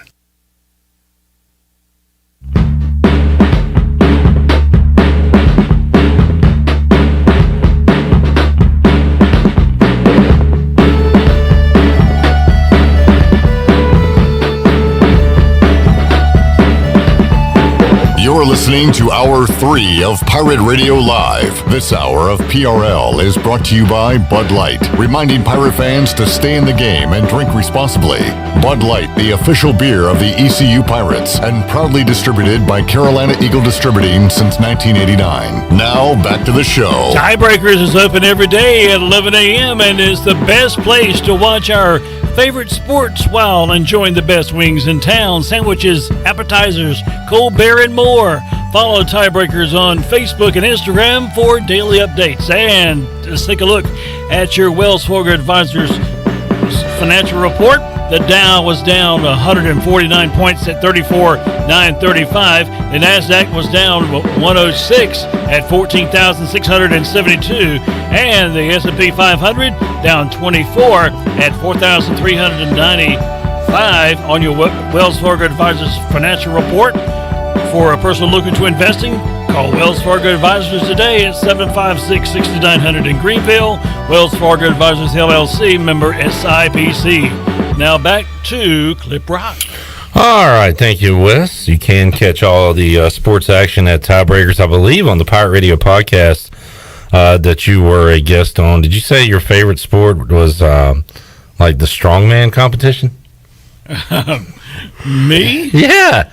Yes, that's right. I know you better than you. That's right. I do? You did say that. I don't know if you that is correct. believe that, but I remember you said you like watching the strongman. That's right. And also, I meant when we were talking about sushi a while ago, how much did you eat in that sitting? There was... was it like 30? Yes. Wow. Yes, that is correct. Like sushi's a very... All right, let me tell you this. When I go to a sushi restaurant that is not buffet, I will go through $170 in one sitting. You're kidding. Wes, no, I'm not. That is insane. That's ridiculous. Insane behavior. I'm sorry, but I do. Yeah, you don't... It's not a great bang for your buck food. You got to pay a lot to get a lot. That's right. But I don't think I've found the right sushi for me yet. I'm not a big fan of it. Oh, spicy tuna is the best of all of it. I like tuna. I like spicy, so I should like that. Maybe I should try that. Try the Goldsboro. I'll try the Goldsboro as well. All right. And yeah, I mean, and if you want sushi that's not raw, that's where you go with the California roll because it's not raw. What is in that? Basically, it is. What's the protein? That is the lobster meat, the imitation. Like imitation. Imitation crab. Uh huh. That's your protein. Okay. So go with the California roll, and you can't go wrong. Okay. Right. Again, this is the most passionate you are about any topic out there. You get really defensive. Okay. Wes, I heard that Golden Corral's coming back. I heard that too. Wait, in town? I don't know about in town. Is it coming back in Greenhalgh? Yes, it is. I have not been to a buffet since COVID struck, but I have. They brought back my salad bar at Harris Teeter. Mm-hmm. I'm very excited about that. I remember you being a big fan of that. Huge fan. At least once a week I'll hit that up, so I'm happy about that. But you were able to find a lot of buffets, right? That's even correct. During the pandemic. Yes. Yeah, as long as they were certified. Yeah, that's correct. Buffet certified. I love a buffet, man. Where are there any around here? You don't have to say the name of it, but like, where can I find a good buffet around here to hit up? Do you like Chinese? Man, you know who you're talking to? I love Chinese. Okay, then the place to go is right there on Memorial Drive. I know what you're talking about. Okay. Yeah, I've been to that one. All right, then if you want to go to just a salad bar, yeah, that's Ruby Tuesday. I've been there too. I love a good Ruby Tuesday. Telling you that. I love a salad bar. Yes, I know it's just shocking to people. And me and my wife then decided every other weekend we're going to go there because hey, that's a pretty good deal. Hey. Yep. Good deal. Yep. All right, before we get out of here, Wes, Pirate Radio Podcast on the way, Troy D 101 with Holton Ahlers. You can download it yourself or listen to it coming up at 6 o'clock.